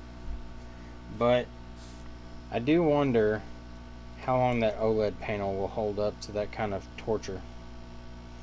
Like, I get it, they probably tested in a warehouse somewhere with a machine that does this all day and just opens and closes it, but they're not dealing with the everyday customer. It's like smacking it closed and everything else. Like, wait until you get it into the hands of the nightstand people, then you'll really know what your problems are. When the nightstand people take over a phone, you find out real quick where the weak points are. They'll put that shit on a nightstand, it'll be broken in 10 minutes.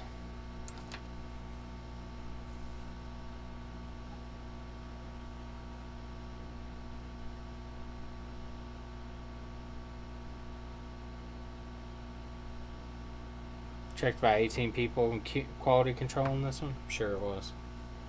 If you're talking about this screen. I wonder how they have to test the home button flex, I would think, on these. I mean, you see a high rate of these being bad. And what's crazy to me, if you ever take these apart, like if you ever get one in that's broken and you don't have to give a shit about it, take the back panel off. It's literally, there's no force touch on these. It's literally a flex that runs from here to the fucking home button. How do you have a bad flex just from that? Like, are you breaking your copper in manufacturing?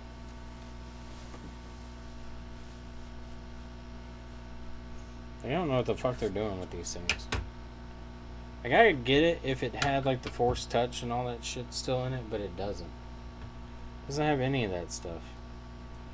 It's literally a straight shot from the connector to the home button on these things, on the aftermarket ones. I took one apart one time because I was interested. I was like, I wonder what these look like on the inside. I took it apart, didn't even have force touch panel in it. It made me laugh.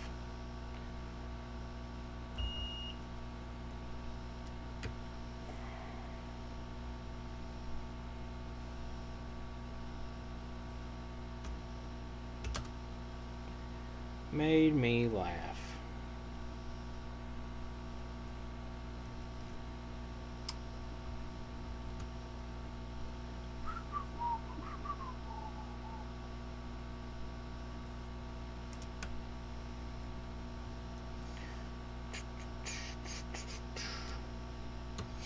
I am happy to see that the market is now somewhat listening to us and is coming out with better quality stuff. I still think we still get a short end of the stick though. We're still catching the barely good enough to pass market. Like, the quality control is my biggest thing. Like, I get it, these companies that get parts in don't want to sit there and check thousands of screens and then add more money and time to their procedures, but the defect rate, I think, among aftermarket screens has increased recently. And I think that just comes strictly down to they don't care as much because they're putting out a better quality LCD panel, so they don't take the time to check everything else because they're saving their money by not doing the quality assurance and just pumping screens out and getting done with them. And that's what kind of irritates me. No damage on the home button area. Glass always come in with the panel, so no issue. Difficult getting underneath. Oh, this one's fine. He didn't do anything to the home button. It's just a bad screen. Let me write on that. Bad screen. Home button. Good.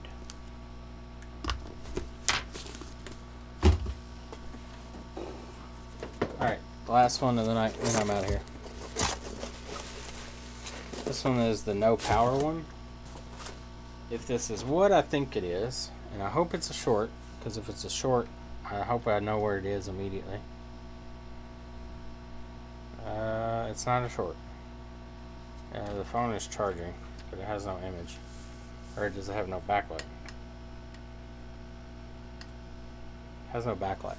So this is not a no power, it's a no backlight. So let's see, this is more than likely going to be a bad output cap.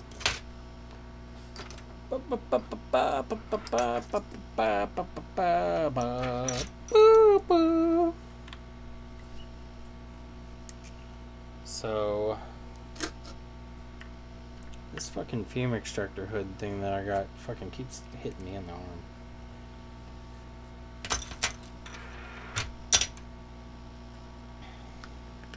Alright, let's see here. Does this have screen replacement? It has. Come on, filter. We want a bad filter here. Let's go, filter. Let's go, filter.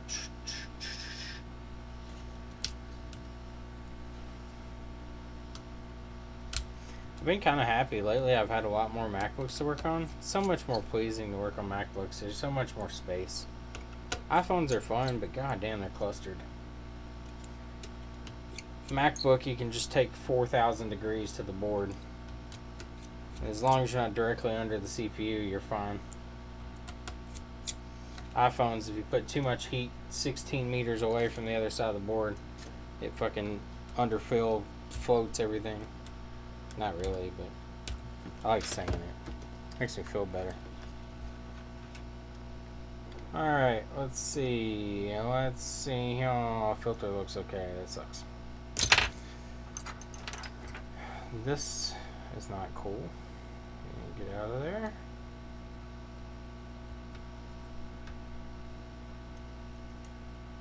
This is our filter here. He looks okay. A little bit of finagling there. So chances are this output is going to be shorted to ground because an output cap is bad. And that's what it is. We have an output cap that is faulty and is shorting this to ground. And can anybody else tell me what's going to be wrong when you have an output cap that's shorted to ground on the iPhone 6?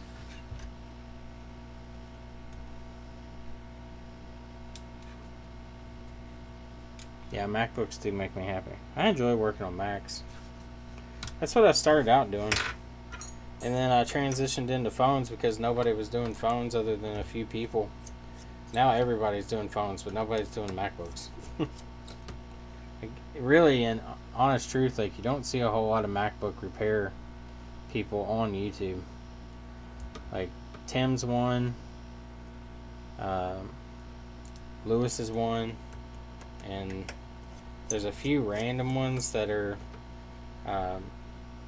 from different countries, but they don't post regularly. So it's really kind of a field that's very sparse with people that do it on stream. I feel like there's just as many MacBooks. Well, that's not true. There's quite a few MacBooks, not as many as phones. I would say there's more MacBooks than iPads, but less MacBooks than phones. Your only competition is Batteries Plus. I wish that was my only competition. We have a lot of competition where I am, as far as like general repair goes. It's hurt me a little bit this year, but we're gonna get that resolved. Like, we're gonna do some good marketing here soon. We're revamping everything. We've been down on our general repairs like that this year. That's because there's just so many people in town that do the same thing.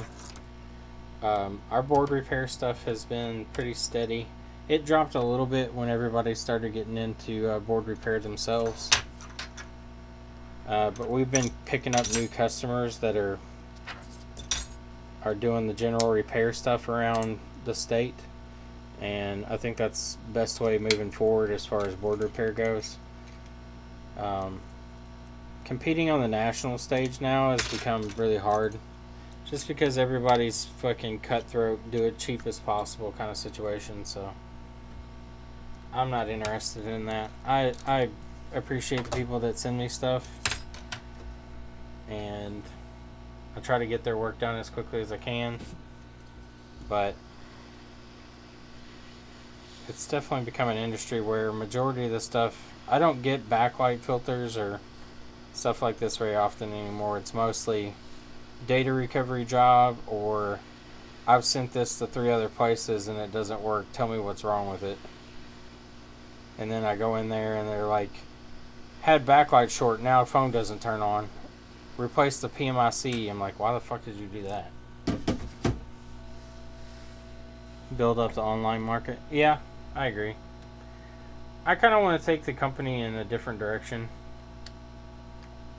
I want to keep doing this stuff, but I want to expand into other things. So we're starting another company. We're actually going to start doing some part sales.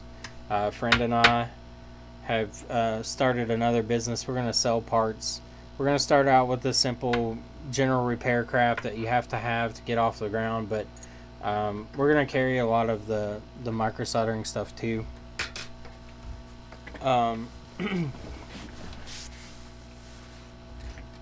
But I don't let it bother me. Like, it doesn't bother me much. I've watched the industry, and there's a lot of people that are now doing, like, they do this type of work. Like, they've seen this problem. This is like, this type of backlight damage is common. It's easy. Like, you know what's wrong with it. This cap had solder balls sticking out of it. So, monkey see, monkey do. Take the cap off. Test the cap. Is it shorted? Yes, cap is shorted. So our cap is bad.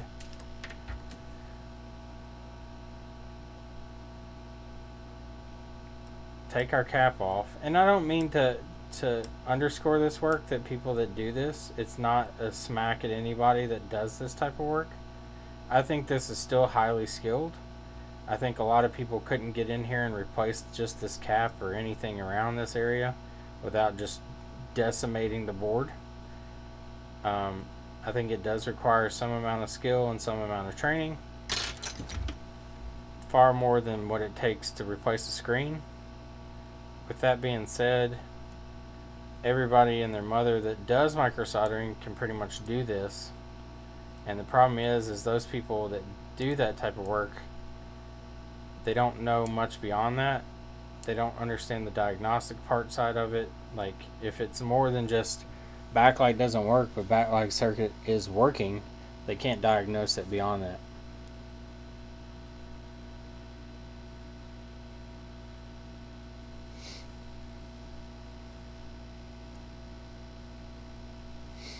Yeah, I agree. The whole part sales thing is just another way to just bring in a little bit of extra income. We've already made a decent amount on it. Nothing crazy, but any amount of money coming in for a business that really doesn't require much effort is going to be helpful, especially as far as pushing me towards what I want to do. I feel like data recovery is a good one. There's not a whole lot of people that do it outside of the big boys, and the people that do it they're pretty helpful. So I'm hoping to get into data recovery as far as hard drives and RAID arrays and stuff like that, and flash media and different things like that. I've been talking about it for years, but I really want to get into it.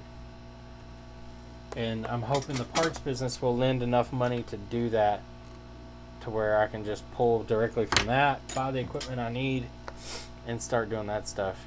Because the majority of the stuff that I watch these guys do, it comes down to just doing it, knowing how it's done and how to rebuild these directories.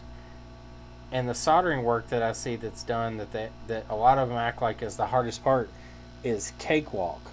Like, compared to what we do, like, the soldering work required in that field is nothing. And I feel like if that's some of the hardest stuff that they have to do, I'm all for it. I mean, that doesn't scare me at all.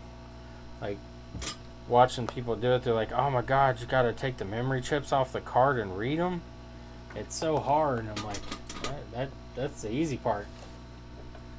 Give me 1,000 of those, I'll do it all day. I'll desolder stuff and put it back on there.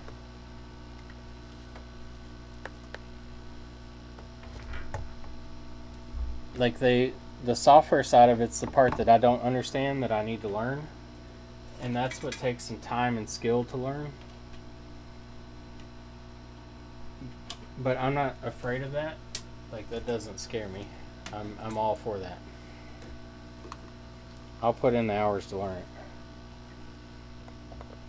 And luckily I know a few people that do it already, which is encouraging, and they've been very helpful. PC 3000, yeah, pretty much stuff like that.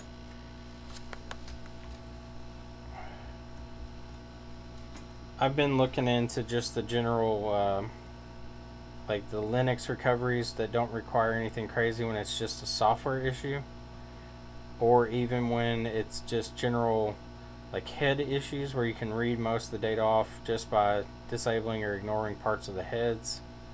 Some of the stuff where you're just doing imaging block by block when you have bad sectors, like stuff like that can get you some easy money coming in. And then once you start doing that, you can get into the PC 3000 stuff where you're doing head swaps and platter swaps and all kinds of stuff that require a little more invasive stuff, actual like pulling parts off the actual drive. I am interested to see how the industry goes. Solid state is growing because it's becoming cheaper, but I don't know that the industry will ever, well, not ever, but at least for a while is going to move specifically to solid state media.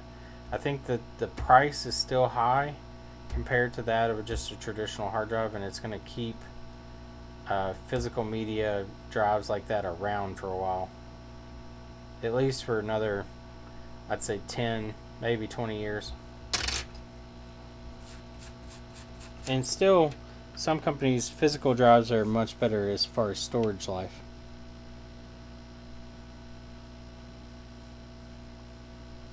Oh yeah. My plan would be to focus mainly, whenever I get into that industry, to focus really mostly towards solid state media. Alright, let's see if our traces burn out here. Oh, we're still good. Alright, so we need to tin up these pads, get rid of this junk, put on a new diode, new coil, new cap, and we're done. Standard 6 backlight failure. Extremely common.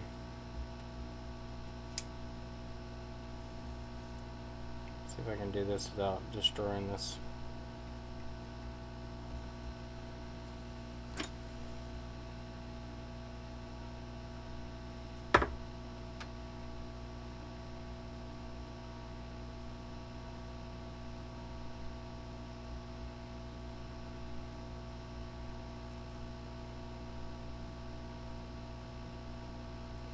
But that's also one reason I've kind of been wanting to lean back towards MacBooks too, is because the market's not oversaturated and I still enjoy doing it, and I consider the majority of the MacBook stuff to be pretty easy. There's some stuff that I don't know, and that just comes with experience. Lewis knows quite a bit about it because he sees him every day, and he's very knowledgeable about this stuff. I would say if you put Lewis and I together as far as soldering goes, I mean, I can solder just as well as Lewis can. So I don't think Lewis has more talent in soldering, but I think he just has a lot more talent in, he's had a longer time dealing with those type of devices, so he knows much more than I do on that topic.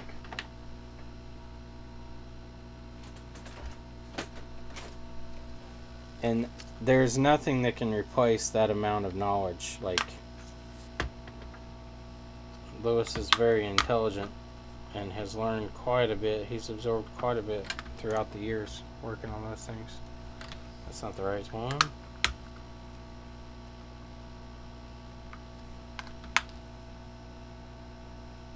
That's not the right one either. Did I order the wrong ones?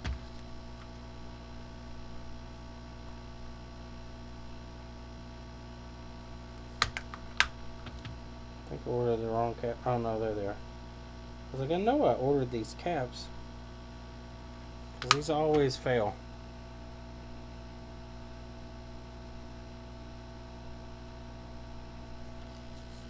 Always fail.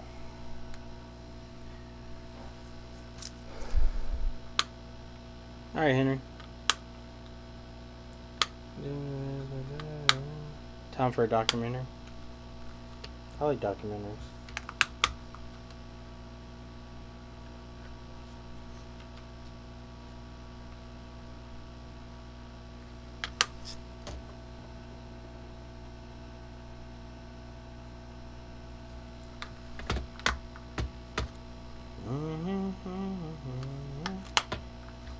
I've been watching a lot about Warren Buffett and stuff lately. It's a very interesting man. I'm not as wealthy as him, but I feel like he's my spirit animal. He's who I would achieve to be as far as a human being in general. Not wealth, but just who he is as a person.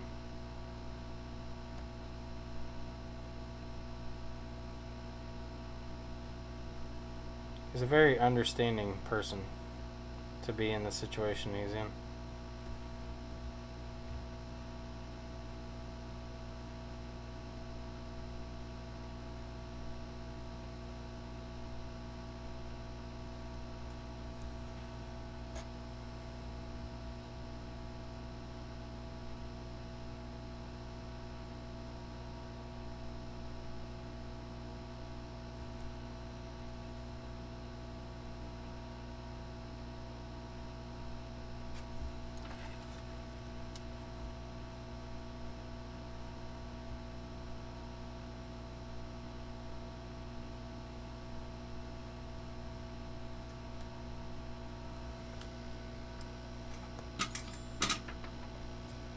Alright, let's see if this backlight circuit works. Make sure we don't have any shorts before we turn it on.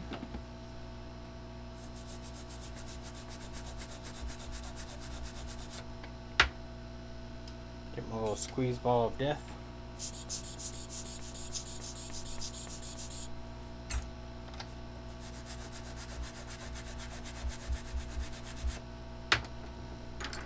Take our fancy tweezers and make sure we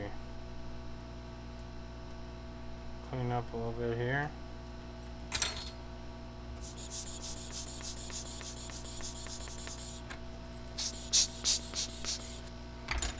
Alright, see if this works.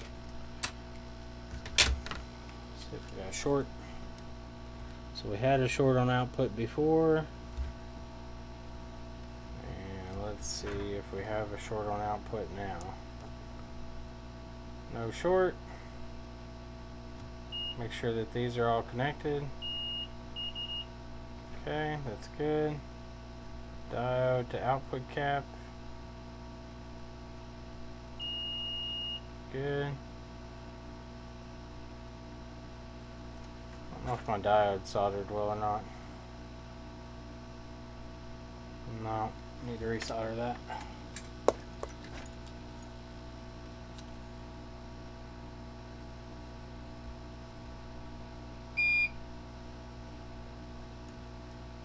Oh, I broke that diode. Take it off.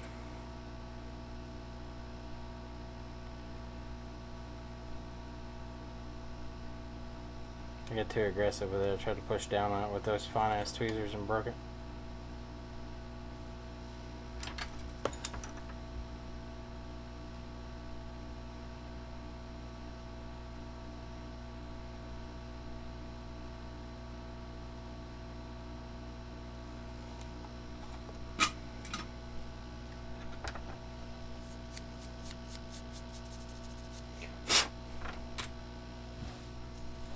One more diode.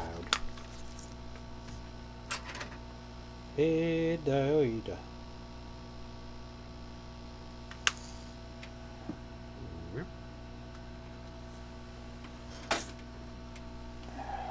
This is more like the original diode. This will be easier to solder. I got two types of diodes. Same voltage rating, same amperage rating, all that jazz, but the design of the package is slightly different. I had to order the other ones when these were out of stock.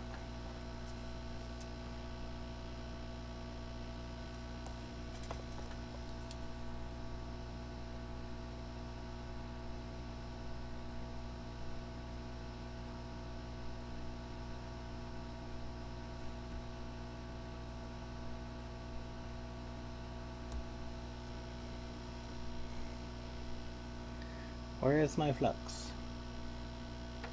Here. Trying to do left-handed flux here. Good enough.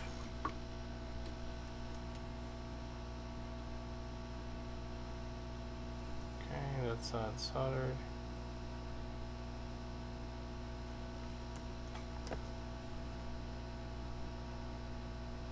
That side soldered.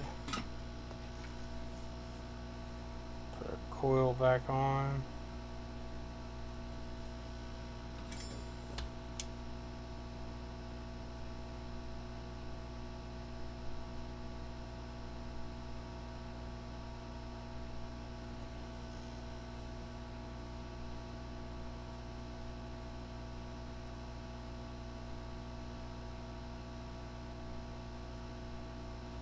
Okay. Retest. Okay, it's good. Clean that up and we should be done.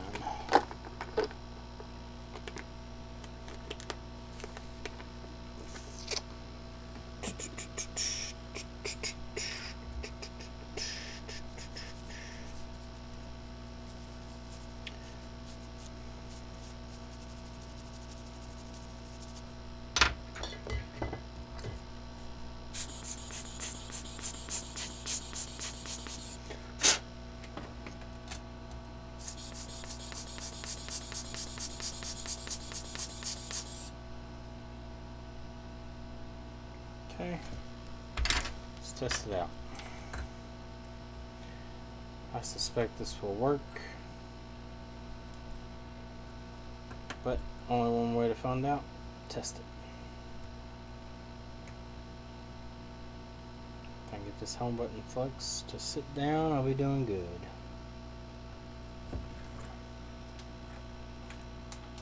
iPhone 6.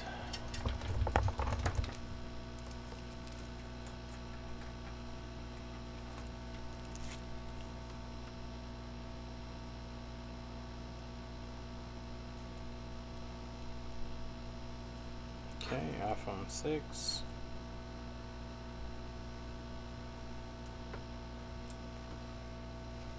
Power's on. Hit the power button. Still no backlight.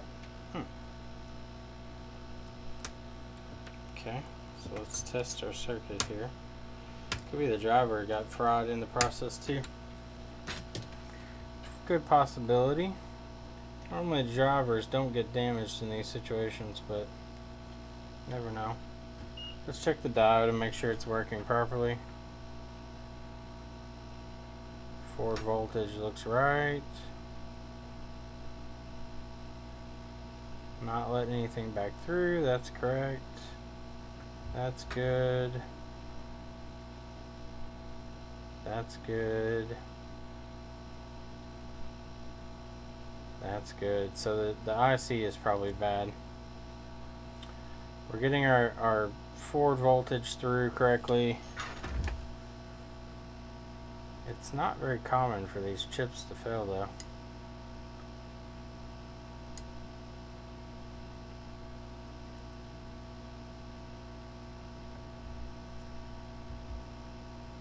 I knocked some of the coating off, but that doesn't damage the actual chip. Usually it takes like an actual break in the chip to cause it not to work. The cap did fail close to the chip because it could have caused enough heat. Let me see if maybe this screen is the cause too, partially.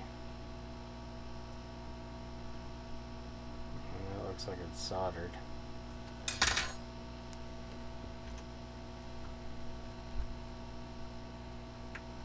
This is an aftermarket screen as well.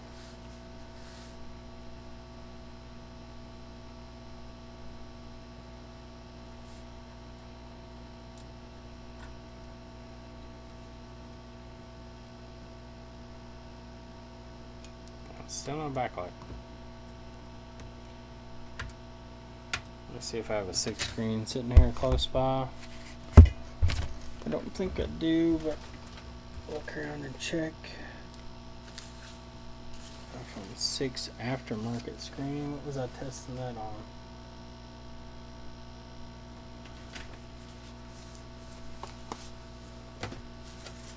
I don't think I have one just laying around close by.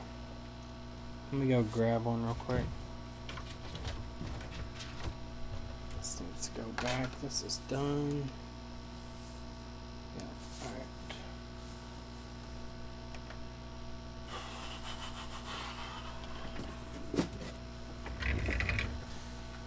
Be right back. Let me grab a screen.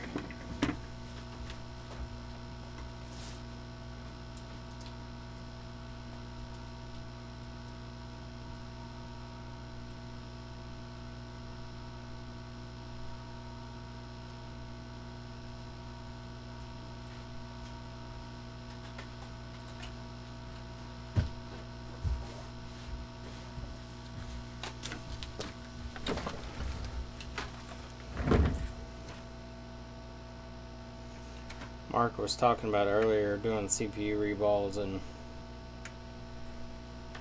I've been testing out how they pull. They pull really easily. I've got a couple boards down here that I messed with. Just test, and I can show you all. They're actually fairly easy to deal with. Underfill's so hard, it comes off pretty straightforward. Alright, so yeah, it's definitely still a backlight, so this IC is bad. The screen, OEM pull, still no backlight.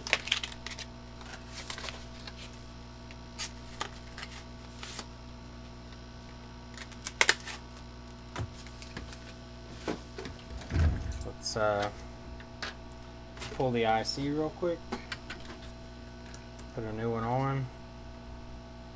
I'm going to use my heavier tweezers for this.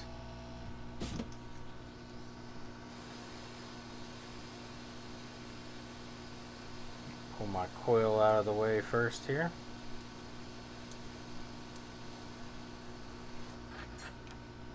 Okay, coil's off. With these ICs, I just get down in behind it there, grab it on both sides, focus my heat slightly away from the CPU, and now I'm just going to start lightly twisting the chip back and forth. The chip's going to break away from the connection first, so there you go.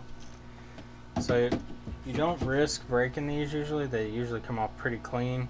It actually breaks right away from the chip. These pads are completely flat on top, other than this outside edge usually melts, but these back here will stay flat. It's an easy way to get it off quickly without causing too much of a headache. I'm not twisting very hard there. I'm just barely twisting it. You can't pull a USB port on an Android. It's gotta use more heat. So put a little bit of flux in there. Come in with my iron. I don't want to go quickly here. I want to make sure that I'm up to temperature. And I'm just going to touch and pick up all the solder I can. And now once I have some of the solder up, I can go in and start moving this underfill off.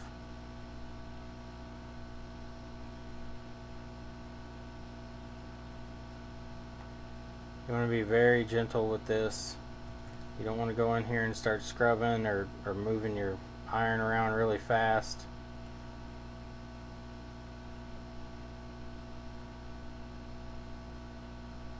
You're just kind of rubbing away that underfill. The underfill on this is soft. Like I was saying earlier when we were doing the iPad underfill is far harder than the iPhone 6 stuff, and it's a blessing and a curse to have this underfill.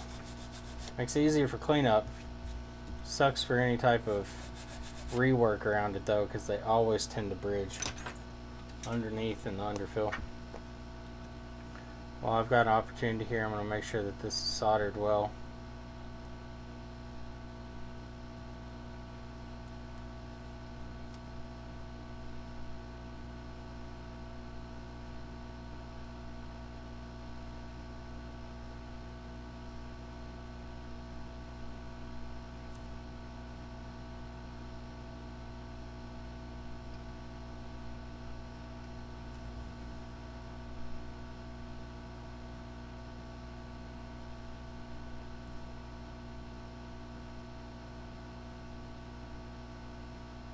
Okay, all my underfill is cleaned out.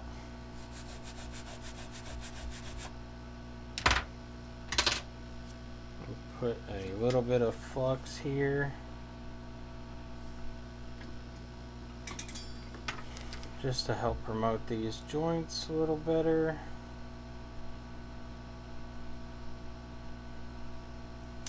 I want to really take off any excess solder that I can here.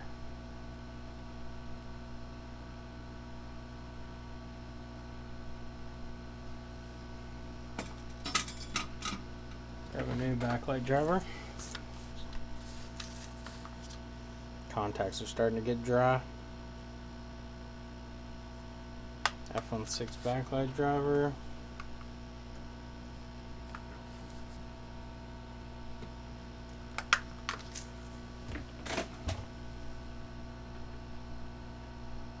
That's an iPhone 6 and 6S. I'm in the wrong slot here. My 6S and my 6 are backwards. Hopefully. I don't know, maybe not. Did I not order any 6 backlight drivers? I only get 6s. Looks like I only got 6 6S backlight drivers. Let me grab one off of parts board then. Easiest one to pull it from is the 6 Plus. Or some of the 5 series.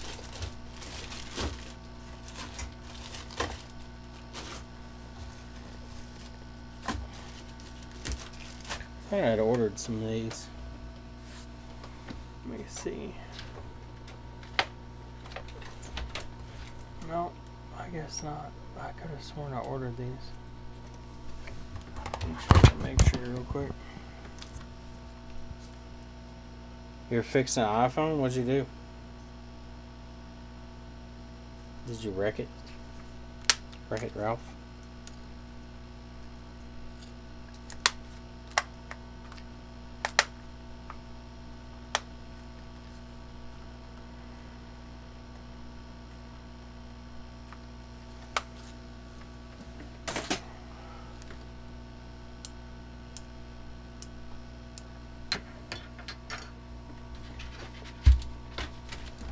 I thought I had my 6 Plus out. Maybe I didn't. There. See if these have any of the drivers left.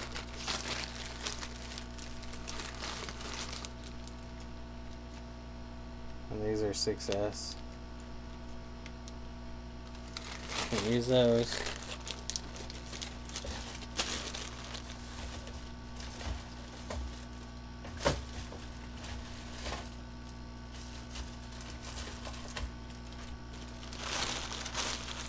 There we go, 6 plus.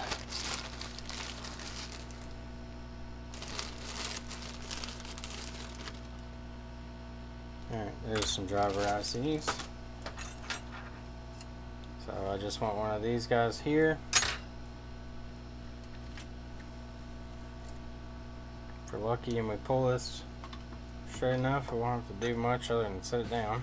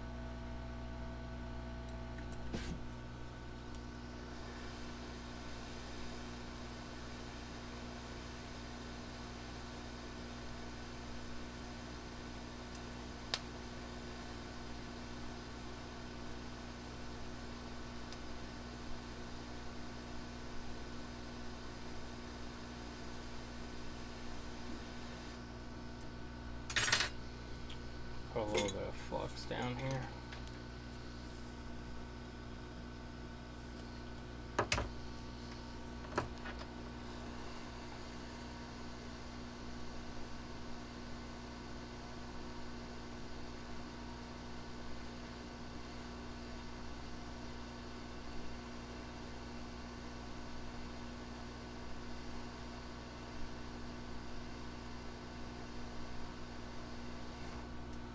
Okay.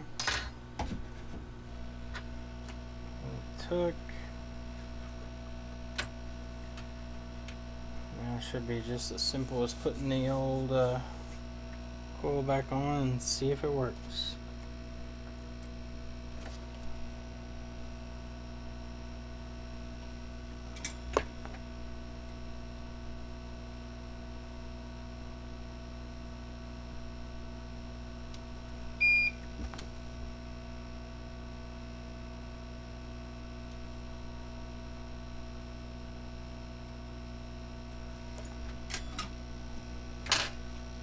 See if we got any shorts.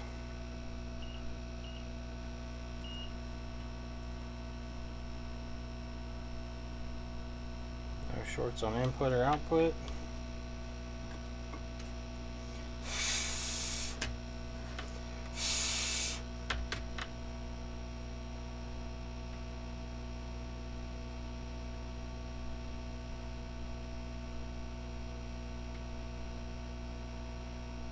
Can Chris low-key pull a CPU and rebond for shits and giggles? I'm actually going to. I can show you the ones that I've been messing with, but I've got some here that are iCloud locked that I do want to try. Alright, so let's see if we get backlight now. Yay, we have backlight now. Turn this off. There you go. You can see the Apple logo. So we have full backlight again. That one was a little trickier than it should have been, but usually most of the iPhone 6 backlight circuits are cap, diode, coil are bad. IC is rarely something I have to replace. That's probably the first one I've had to replace in a long time. It's more than likely why I don't have any in stock. It's just not something that fails very often. My beard smells like burnt wood. Alright, so everything's working on it now. Evidently they've had home button problems because their assistive touch is already on. They also seem to have touch IC problems. Or is it just loading? Could just be loading. It's taking a while. Yeah, it's just loading. I think it was having a touch IC, but it's good now. Alright. I'll show you all the iPhone 7s that I have been testing with the whole CPU removal reball crap that everybody's been doing. I had removed some of these a long time ago, but I hadn't really messed with them since, because I always thought if you heated it up and separated the CPU like that, more than likely the die would be fucked up. But so here are the ones that I pulled and cleaned. This is a 7. This was just a pull and clean to see if I could do it. The chip came off easily, no problems. There's a few NC pads missing, but mostly everything cleans up real easily. And this is an 8. These are a little more tricky. I gotta perfect this. As you can see, I dug too much coming in, and I lifted some pads, but I feel like you may just have to come in here and move some of these caps off, and then you can get in. What I tried to do is I tried to clear these resistors and come in at an angle, but when I did, it caused me to dig. Instead of just pulling these caps here, I could come in flat, and then once you get under this, like, you can move around and get under it a little bit, and you can flip them up once they melt. You don't even really have to cut all of this. You can just flip the chip up and it comes right off. So that was a learning situation there, but I really want to redo an 8 Plus. The 7s though, on the other hand, this whole side is open. You literally can just come in here and just move your piece around until you're all the way through, and then come out, and the CPU comes off pretty easily. I don't know if I kept those chips or not. I'd set them down there, but I think I knocked them off somewhere. These were test boards though, just to see if it was how easy it was. And you can see on the 7, I haven't cleaned up anything on the back side, but there's no like crazy amount of like solder balls or anything coming out from PMIC. There's some here on the caps, but this underfill is so hard, I just don't think it would really affect it. But it's just mostly just working with your temps. No, I don't use a preheater, I just use hot air. They come off real easy. Let me see if I've got... I don't want to use all my 7 boards up, because I really want to practice on them. I'll see if I got one that's already open that I've dicked with it all. These are both still closed.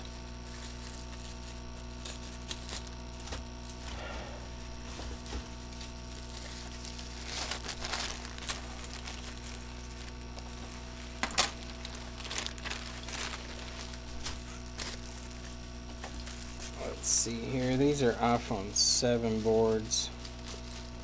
I got a decent little stack of those. There's a CPU that I pulled and cleaned.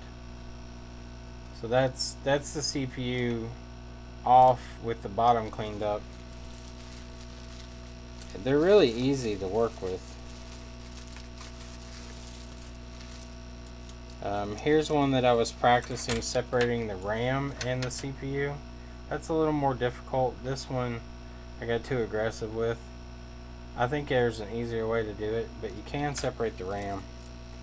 Here's one that I pulled early on that I just said fuck it and pulled everything. I just wanted to see how hard it would be. Here's another one I pulled and cleaned just to see how difficult. Here's another pull and clean to see how difficult. I've done a few of these just messing around. Like here's one where I was just fucking with, like, eating into the RAM to see how thick the RAM was. You can see the RAM is really thin on these in comparison to the older models.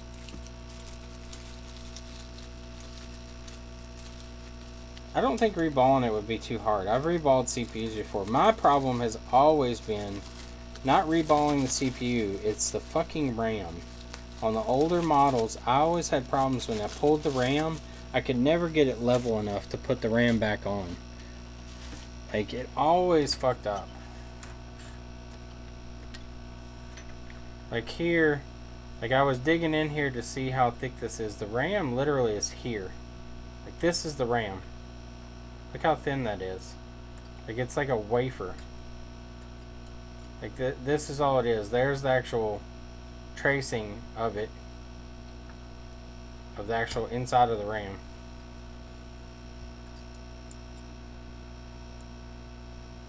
Let me see if I can get to the actual die in the center.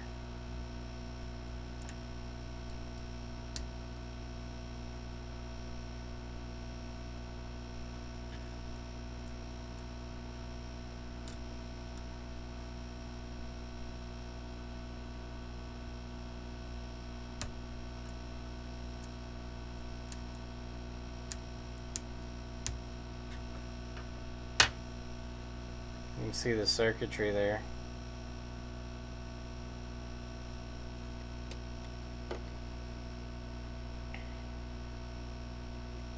And that's multiple layers. You can actually see the layers inside of it.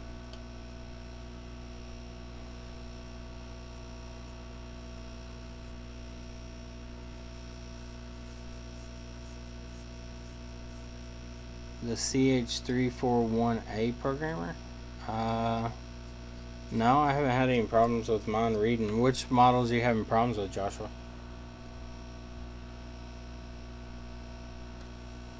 Naked RAM YouTube strike coming? Probably. I don't know if I can get any more off of it without breaking it.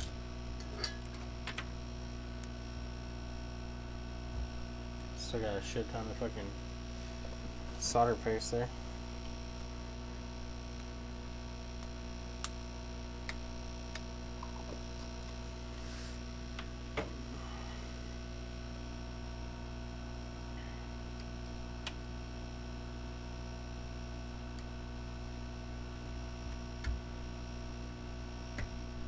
I mean, that stuff is hard as a goddamn rock.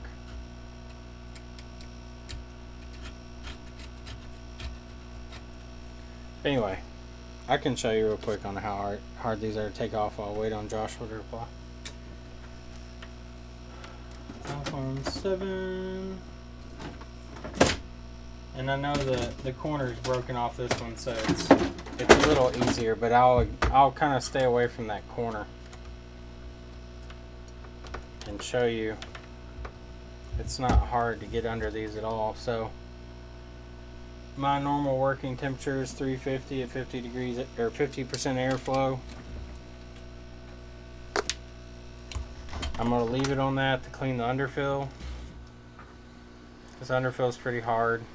I start by just scraping the top of it, and eventually you can get down into it.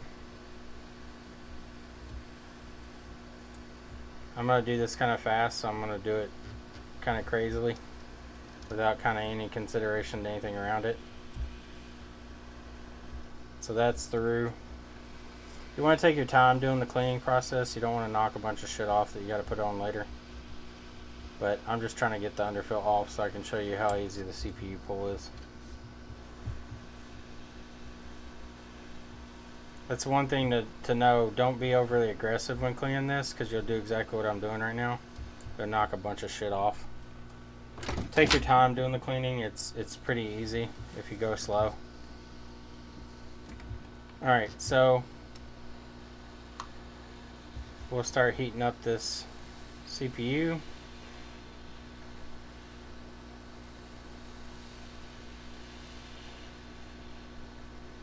This is easier to do when you're not doing it under a scope. You can be straight over top of the chip.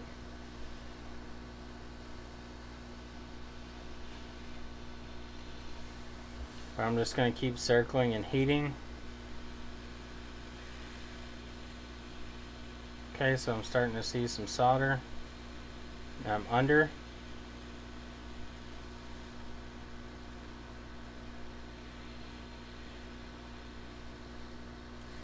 There you go. These aren't hard to do. Like, it comes up pretty easily. If you look at the bottom of the chips of where I haven't destroyed it, like, see, you're not going to tear these up very easily. You'll have to harvest all your caps. I got one stuck to my spatula there. But you can see the pads here, they're not torn up, they're all intact, other than where I was digging around. But this stuff comes off easy. Once you get in there, you just slide it through. And then we'll flip it over, we'll look and see.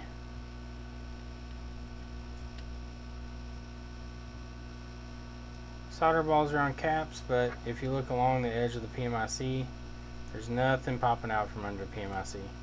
That's the thing about this underfill, it's so hard it won't even bridge. But yeah, just figure out your working temperatures. Tell Cass hi. Hi Cassidy.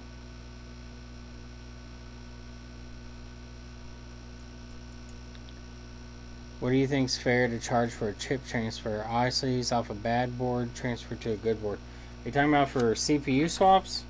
I wouldn't charge any less than like $400 if you're really good at it. I mean, it's a very difficult swap. It should only be done if the board that your chips are on is just completely shot and you're tracking issues down constantly and you can never kind of figure it out. I don't think it's a good idea just to go start swapping CPUs from board to board just because you have a problem on one board, so you swap it over to another one. I mean, it might be easy for people that have done a bunch of them. I mean, but I think it takes any type of problem solving out of the equation. So it might be something simple wrong with the board that you can figure out by just working on it and learning it. Instead, you're just risking somebody's phone, which in most cases CPU swaps are done as a last resort, which I hope that's the case. I don't think you should just go swapping CPUs just because you can. I think it's too much of a risk. You might be really good at it, but you can still fuck up. Things always can happen.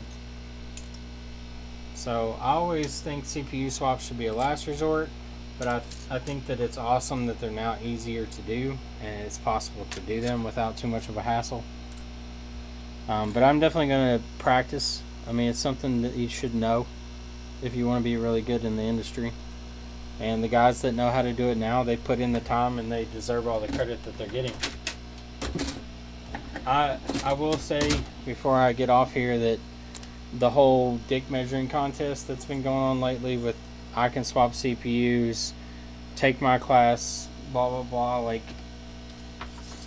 the forum, the introduction of micro soldering, that forum was created to help people to share ideas. I'm not some pioneer in this industry. I'm just somebody that has worked on phones. I'm not a all-knowing person in this industry by any means. Jessa teaches me stuff all the time because she puts in the hours and learns the stuff, and she's still sharing with the industry, which is awesome. I just feel like at this point the micro soldering forums has turned into a whose dick is bigger than whose situation, and it's less about helping people and more about bragging. Hopefully that changes back. Hopefully people are open and sharing. I don't think sharing that you can swap a CPU diminishes your classes that you might be giving. I can show you on a video all day me swapping a CPU if I ever get to that point. That doesn't mean that you're going to be able to do it by just watching me. That takes a lot of feel, kind of being around people and stuff like that know what they're doing.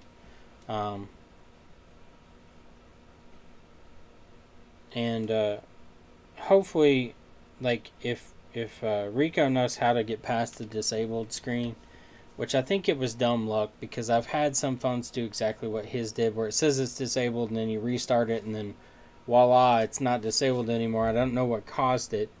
I had a 5S not even like 3 weeks ago that did that, and I chalked it up to a software fluke. I don't know if that's the situation he ran into. If he does know a method to get past disabled screen, if it's part of the CPU swap, oh well, learn how to swap CPUs, then you can get past disabled. But if it's something else that doesn't require anything that's going to infringe upon his class that teaches you how to swap a CPU, I don't see why it shouldn't be something you share with people. Patrick, I don't think it was just an iOS update unless they've changed it back to from the way it used to be. Because when iOS 12 was released, Rico discovered, I don't know if he found it out or somebody else found it out. I heard it through the company that we deal with in Nashville first. And then I saw it on the forums. And then I went back and asked my friend at the Nashville store. I was like, so what are you all doing? And he was like, just update it with the newest beta iOS. And 12.0 beta worked. I don't know how he found it, if he heard it from somebody. He wasn't even on the forums, so I know he didn't hear it from the forums. But he told me, he was like, just update it, and it works. And it was. So,